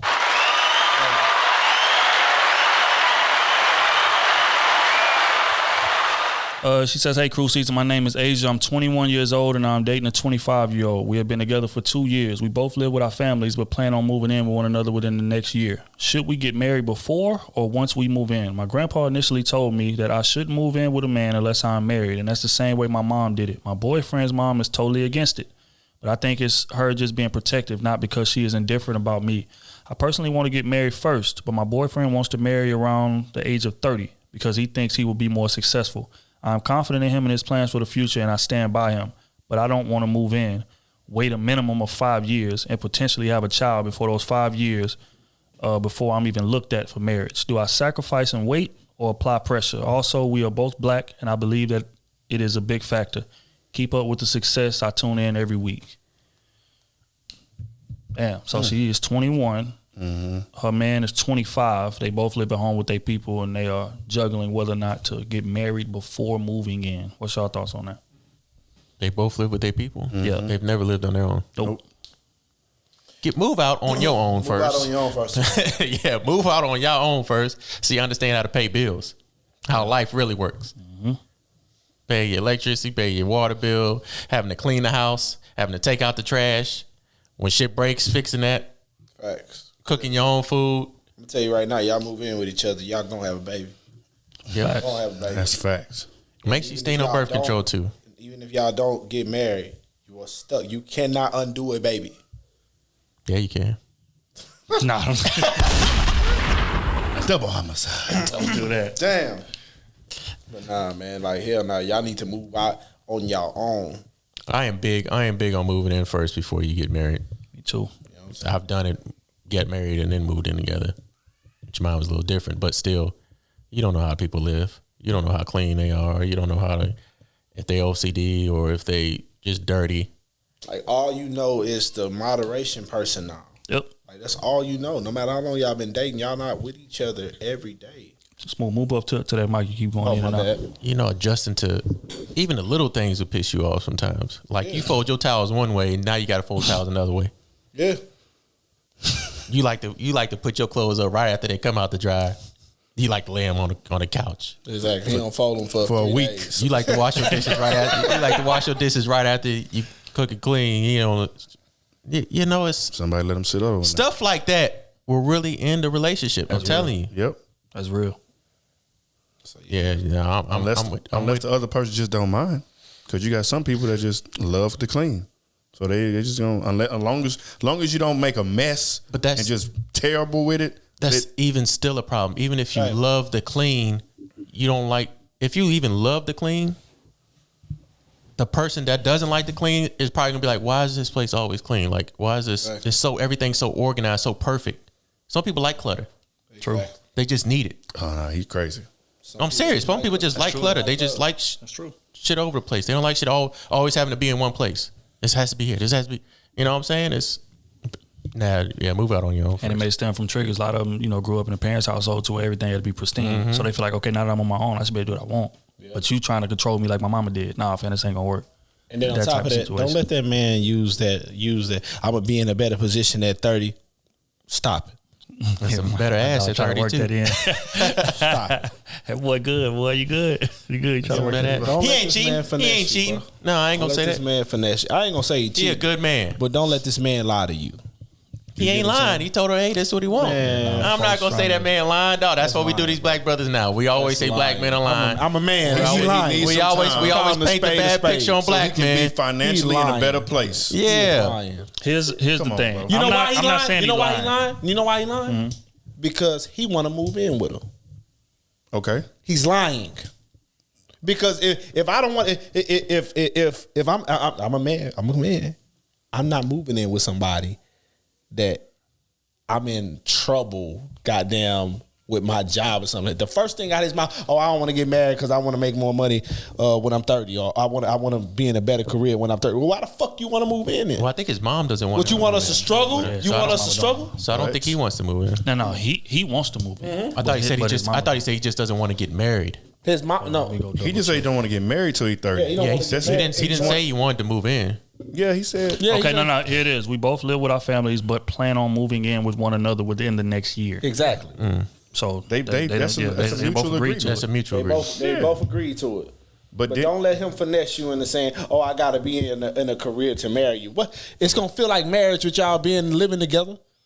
It's gonna feel like it. I think it's a more comfortable move to move in with somebody than to get down on one knee and say, "Hey, I'm going to be with this person for the rest of my life." You know what I think it is too? I think that he's smart, but he's not lying, but he's omitting certain information. It's not just the financial. I want to move in with your ass to see if this marriage is realistically gonna be able to I last. think that's okay.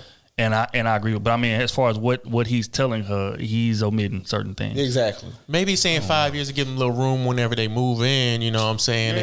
Yeah. That's what he's trying to do. Let it get you I the got 5 house. year to kind of see how this is gonna go. Yeah, because it could And be then- within 2 years. He could say, "Oh, okay, she's good. I'm propose to you now in a year and a half, 2 years. You done all this for me." But he also gonna be able to make more money. Because if he say, have kids. "Let's move He in gonna this be time," also be able to make more and in money. a year's time, I'm gonna propose to you.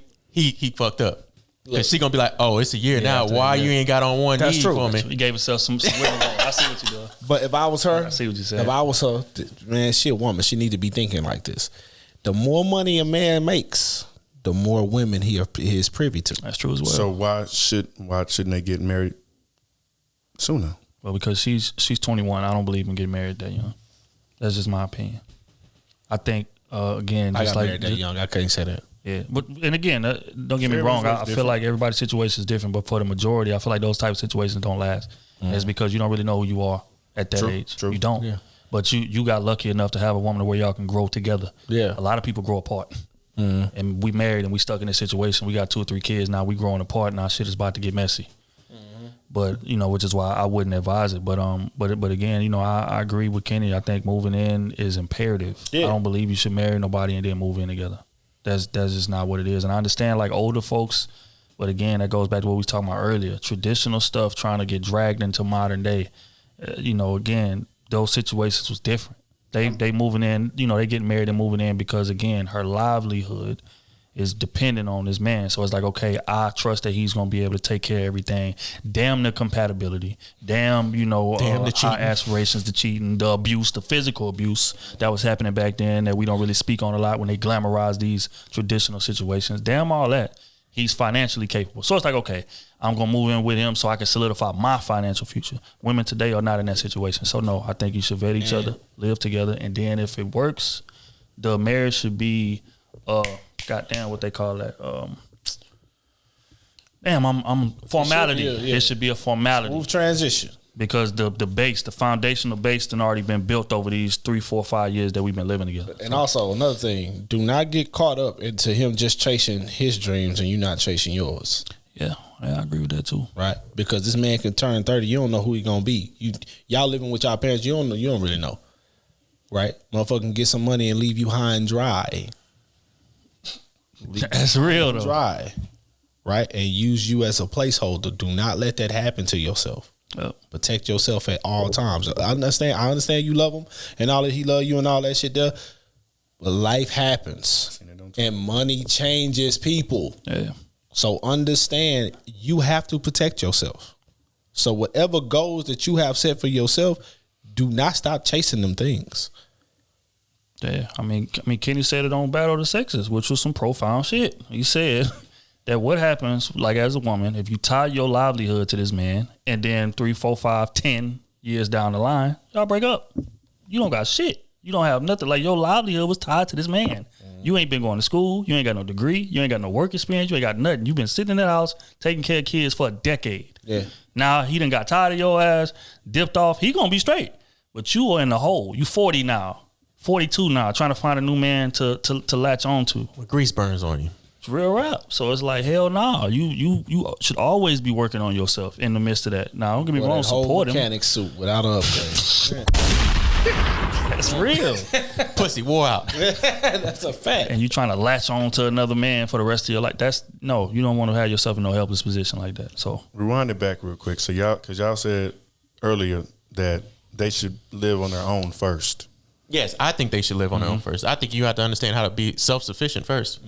Neither one of them are self-sufficient yet. None of them. They don't know they don't know the pressure of paying bills or having a choice. Which I'm happy that their family let them stay in the house. Yeah. Do their own thing, but stack your bread up and then say, okay, hey, I'm old enough to date. I'm dating. I'm having sex, but I need to get out on my own and understand what life is like being self-sufficient. You have to be self-sufficient first before you go out there with somebody else who isn't self-sufficient. Yeah. You don't know how society works. Exactly. Plus, you also want to see what they look like when they back against the wall, bro. How can you even handle pressure? Exactly. So you feel that's necessary? I feel necessary. Everybody needs to be on their own. I'm just asking questions. Yeah, it's necessary to understand how to live on your own. I need to see you under pressure. I need to see how you respond. So I'm trying to think it from another angle. So because if they're both on their own, so they live on their own 2 years. Would you say, especially with them living at their parents' house, would you not say that they would probably kind of be struggling a little bit, living on their own? Yeah. So why wouldn't you? I don't think so. Want to build with somebody where you can split it, or you can, where you have some type of help, some type of relief, instead of everything just falling on you. But look, as we just said, we need to see you with your back against the wall. No. But think about it from an age perspective. These not 17, 18-year-old people. This 25, 21. You've been living at your parents' house all this time. What you should be should be working. You should be working and stacking. Even if you're in school or whatever the case may be. Like, you should be setting yourself up to where I can live decently. You ain't got to be extravagant when I leave the crib, but I can live decently. I can pay all my bills. But I agree with them as far as the self-sufficiency situation, because you think back to like a lot of what people grandparents is going through. A lot of people grandmothers don't know how to pay bills, don't know how to drive, don't know how to do certain things. Why? Because I left my parents' house and went straight to you. Now we both living together, and okay, I'm the man. I pay all the bills. I take care of this. I get the car fixed. I drive everywhere. I do everything. So it's like they literally have women that are 50, 60 years old that don't know how to drive or don't know how to pay bills or don't know how to take care of business because they man been doing it. But when you get that chance to live on your own, you are forced to take care of those things. If you could plan a year out to move in with somebody, you can plan a year out to go live on your own. Yeah, I agree. You can take that whole year to say, okay, I'm gonna save up 6 months of rent. At least. So whenever I move out, I got at least 6 months backed up to cover my ass. And therefore on within that 6 months or a year that you're out on your own and you and other guys still talking, y'all both doing this well. Okay, hey, let's think about moving in together. What can we do together? Yeah, let's think about moving in together. And even when y'all do moving together, I think y'all both should be splitting that bill. Honestly. Y'all are not married. Neither one of y'all are going to take a loss when somebody moves out. Both y'all can stack up the other half that you were paying when you was on your own. Y'all can put that other half to the side. This shit goes to hell. But we know that's not happening, though. That's the only thing. I mean, it could happen. It's not happening, but it should happen. It should. Yeah. And that's my only thing with it. Like, I totally 100% agree where y'all coming from. And then on top from of a that, financial standpoint, Yeah. I just feel like, cause like we know, like that's gonna get you ahead quicker being with somebody. So, because everything is not falling on you. Yeah, but you know if what I'm saying? you've never done it, if I know, you've never I get done that. it, you don't know. But I feel like if you have a partner that's willing to learn, that y'all should be able to, even though it's new. Like, were you on your own at first when you and your wife got married? Yeah. For how long? Not long. A year and a half. But I'm saying, like, everybody can't do that. Everybody not going to be able to be on their own. That's just reality. A lot of people are living average or below. So coming with somebody, like, I understand that it's been done before in the past and stuff, and you should learn how to be by yourself. But at the end of the day, right, today in 2021, it's hard for people to be by themselves. Hey, yo, just real quick, I understand what you're saying, but in my opinion, the whole time I'm hearing you talk, I'm thinking that if they can't be on their own together, you shouldn't be in a relationship. It's just my opinion, because what that means is that when I get into this situation, I'm going to be tied to you. Like, I'm going to be a dependent. Yep.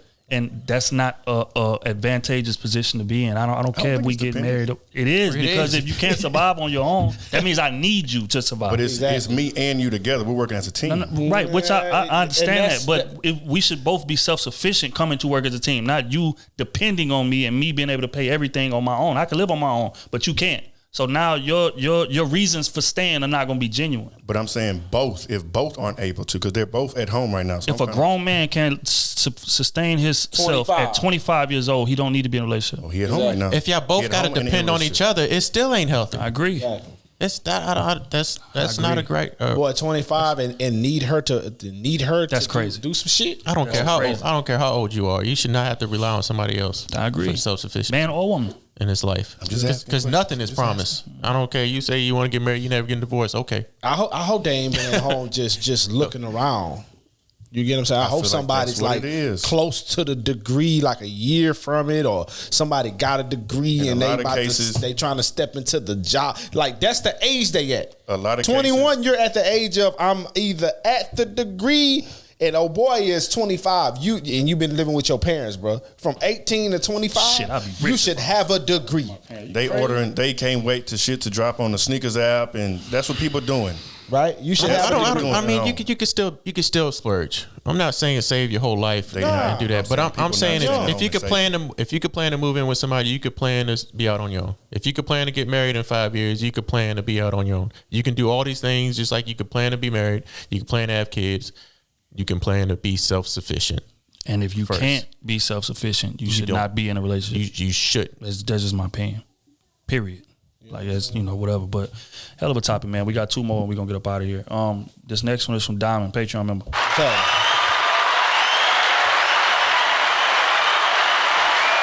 That's Diamonds from Player Club? No.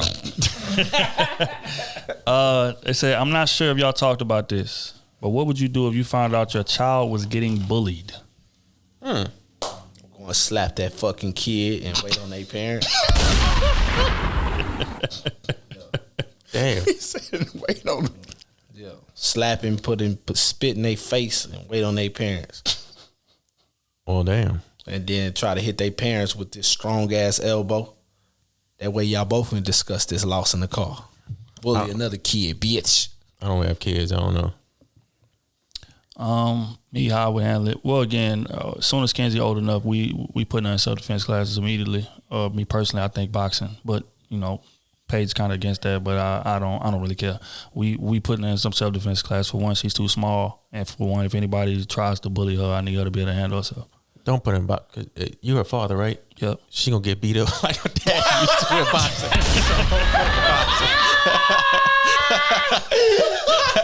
Her hands gonna be too slow for that. He got your no.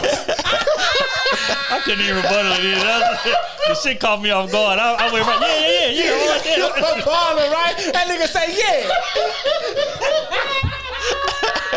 That nigga hope for that. I ain't gonna lie to you. But on a serious note, man, Daddy, right? on a serious note, I feel like all kids should be taking self-defense class. That's just how I feel. Yeah. And that's what a lot of parents don't really understand. Or like we do get it because we lived it. But we be thinking, okay, this is a new era. Kids are terrible, man. Yeah. Terrible. Evil little conniving little bullying little, you know what I'm saying? This is regular behavior. So if you can't survive in that type of scenario, like, you're going to be asked out. You're going to have a rough childhood, and you spend a lot of time at school. So you don't want that to be miserable. You run up there, nigga, taking your lunch money out your pockets, flipping you upside down, stuffing you in lockers and shit. Like, hell nah. Like, and I'm going to tell her, if you beat them up, don't worry about it. You're not getting in trouble. They going to call me. I'm going to come up there, and we going to do what we got to do, but you're not getting in trouble. Point them out. It's just real. And if your mama come up there, it's gonna be hell to pay. You call me. It's just real. I'm gonna be cool. Your mama go up there, it's gonna be crazy. Man, get in trouble. I think self-defense classes are really big, honestly. That's real. Because it teaches respect. Like karate, people that, you know, took karate and all that type of stuff, you have like a lot of respect for other individuals too. Yeah. You don't just, you know, teach self-defense and you come out like you ready to whoop everybody. Bullying. You turn into the bully. Yeah, you know what I'm saying? A lot of them come out with respect. They know what they have. They know how to use their hands as weapons, but they be like, hey, touch me. To the bully. I'm going to have to beat you the fuck up. Niggas try to fight me. My people said, you better not get your ass whooped. Because when you get home, I'm going to whoop your ass again. So you better throw hands if they touch you. And don't, but they was always said, do not hit them first. Facts. That way you never can get in trouble. You retaliated. They came to you, they swung at you. And I don't agree with that. And then you whooped their ass. I don't agree with Because that. You swung at me first, if they though. catch you with one good one first, and you knocked out. Niggas don't want to sleep on one. And you still got in trouble anyway. Who swung first? Oh, they did. Okay, yeah, cool. You getting suspended. I took and care you of getting business. suspended. But the thing is, everybody ain't Stomped them able. out. Like, we done seen situations where nigga get hit one time and go to sleep. Yeah, I'm telling my son, if you don't like what they saying, punch them straight in the mouth. Weave game. Weave game needs to be better. But you could always tell, like, when the situation's about to get, like, when a nigga get to pulling up his pants, he getting close to you. No, bro. We ain't allowing that. You not about to get off first. You start pulling up your pants, you close to me, you getting snuffed right there on the spot. It's just what it is. Yeah. But, you know, again, man, prayers to all the children and everybody involved. We gonna move this Prayers thing to right all along. the kids that my wife gonna slap in the future. Lead the way. This next one from Jay Jones, Patreon member. This ain't even no question. Bro just want to talk shit to y'all. Don't read that first one. First off, he say Kenny ain't shit. Damn. Y'all know who it is. Everybody say Kitty ain't And shit. he say, I'm beefing with Smooth this week. Uh-oh. I done went from putting $1,400 a week in gas in my semi to $1,800 to $1,900 a week now. Gas getting outrageous. I know y'all saw what gas is in California. Now it's $8 God damn, $8 a gallon. He said, I'm pointing all fingers at Smooth. For what? In all caps, which I'm assuming Smooth working at some type of refinery. Say y'all stay up though. Also, thanks for representing young black men out here. We need it because we know how the media trying to make us look. Yeah, shout out to Jay Jones. Nah, fuck Jay Jones. Patreon member on here telling the truth in these comments. Hey, man. I seen gas was like unleaded was like $4 something. It was like $4.95 or some shit in That's San Diego. outrageous. I was like, nigga, I'd be walking. Hell That no. bike, nigga. But last one is from Allison, Patreon member.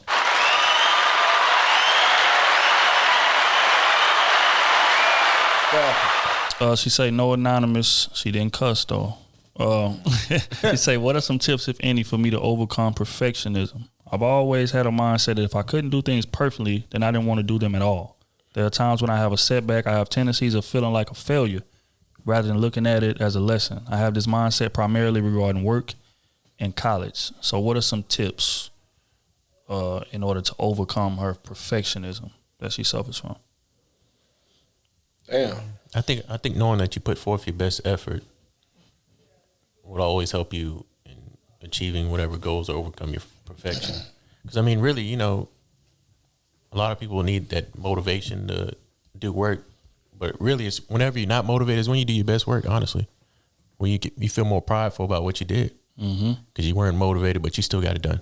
Find a way to push through. You find a way to push through. You find a way to when the hardest times of your day, you still got that job done. Now it's like, shoot, I could do it when I'm down on my lowest. Imagine what I could do when I'm up on my shit. So Right. I don't know. I think perfection is, you know, just make sure you're doing the best that you can do every single time. I mean, you're not gonna be right. You're not gonna be perfect, but you put forth your best effort. Yeah, I would say it's not really tips that we can give you. That's something that you got to overcome on your own. And I think the more that you do things, the more that you practice things, the more that you fail, you're gonna realize, okay, the world ain't gonna end. Yep. Like tomorrow's gonna come, life's gonna go on. You know what I'm saying? So regardless of what that failure may be, how little, how small, it's gonna always be a tomorrow, and you can always learn from it. In reality, you learn more from your losses than you do your wins anyway. Thanks. So you don't want to go through, you know what I'm saying, just winning, and then when you take your first loss, you devastated, ready to jump off a building. Yep. So that escalated quick. Hey, that's real though. and that's the one she should be paying attention to.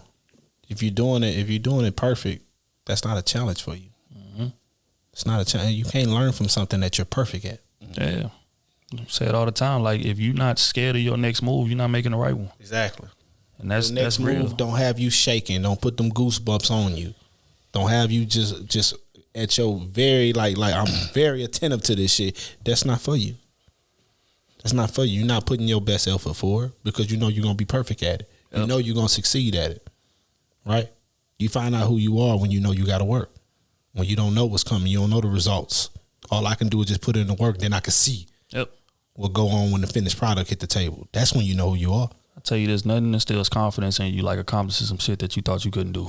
Exactly. I be feeling invincible after, so you know what I'm saying? And that's what's gonna make you, okay, damn, this is possible. Okay, it wasn't that bad. It wasn't like I thought. So now I can go take some more risks and take some more risks. And eventually, again, with repetition, you get comfortable with things. Not saying you get used to losing. Right. But saying that, you know, okay, make sure that you learn from the loss. Don't just take the loss, go hide in the corner, curl up, and then try. No. Why did I lose? Why did this go wrong? And then you get to taking notes and analyzing, and you're gonna be better prepared at your next attempt. So again, that's not nothing that we can give you. You're gonna have to, you know, do some self-searching and you know, figure that out on your own. Like, we can tell you some like guidelines as far as like how you should be moving, but we ain't telling you nothing you don't already know. It's real. And don't take everything personal. Don't take it personal. Don't take it personal, baby. Everything ain't personal. It's just some work and some business. Outside of that, it ain't personal. Yeah. Because you always going to find, anytime you complete it, you still going to find something that you could have did better. Facts. At the end of the day. Facts. So just do it like Kenny said, do it to your best of your ability. And you know what I'm saying? Just be satisfied with that. And then next time, do it better. I mean, it's all it is. Don't be obsessed with the perfection each and every time. Just gradually get better and better. Well said.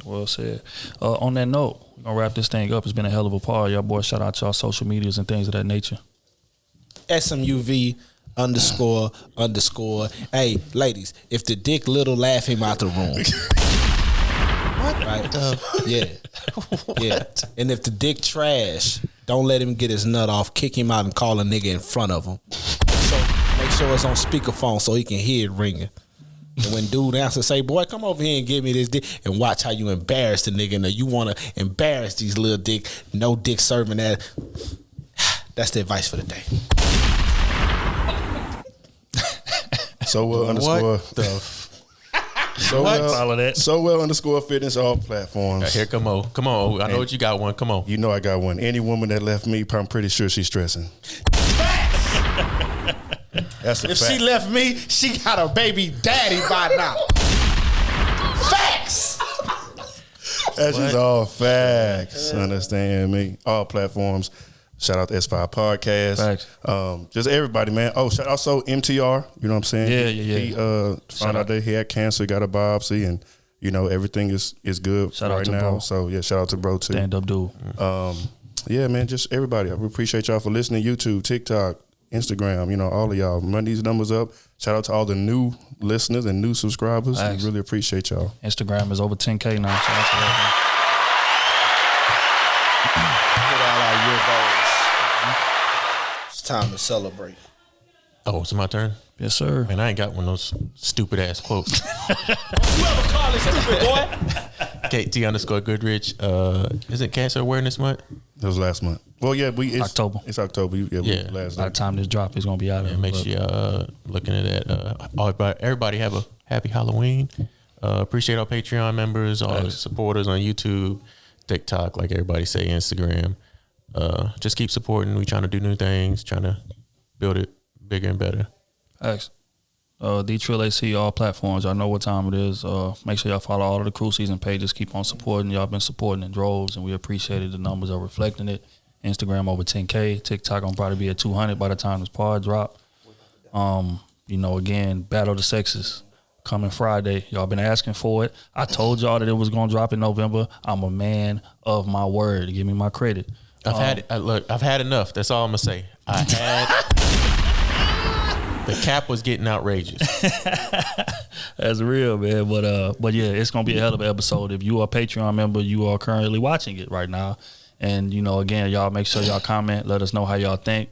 Clips that y'all like from them, post it on your Instagram stories. We're gonna repost it. All of that stuff, man. Just keep sharing, just keep loving, man, and keep on supporting. And we appreciate y'all. You should have been a Patreon member. Fact. For $2, you could have got it all. $2. That's real rap.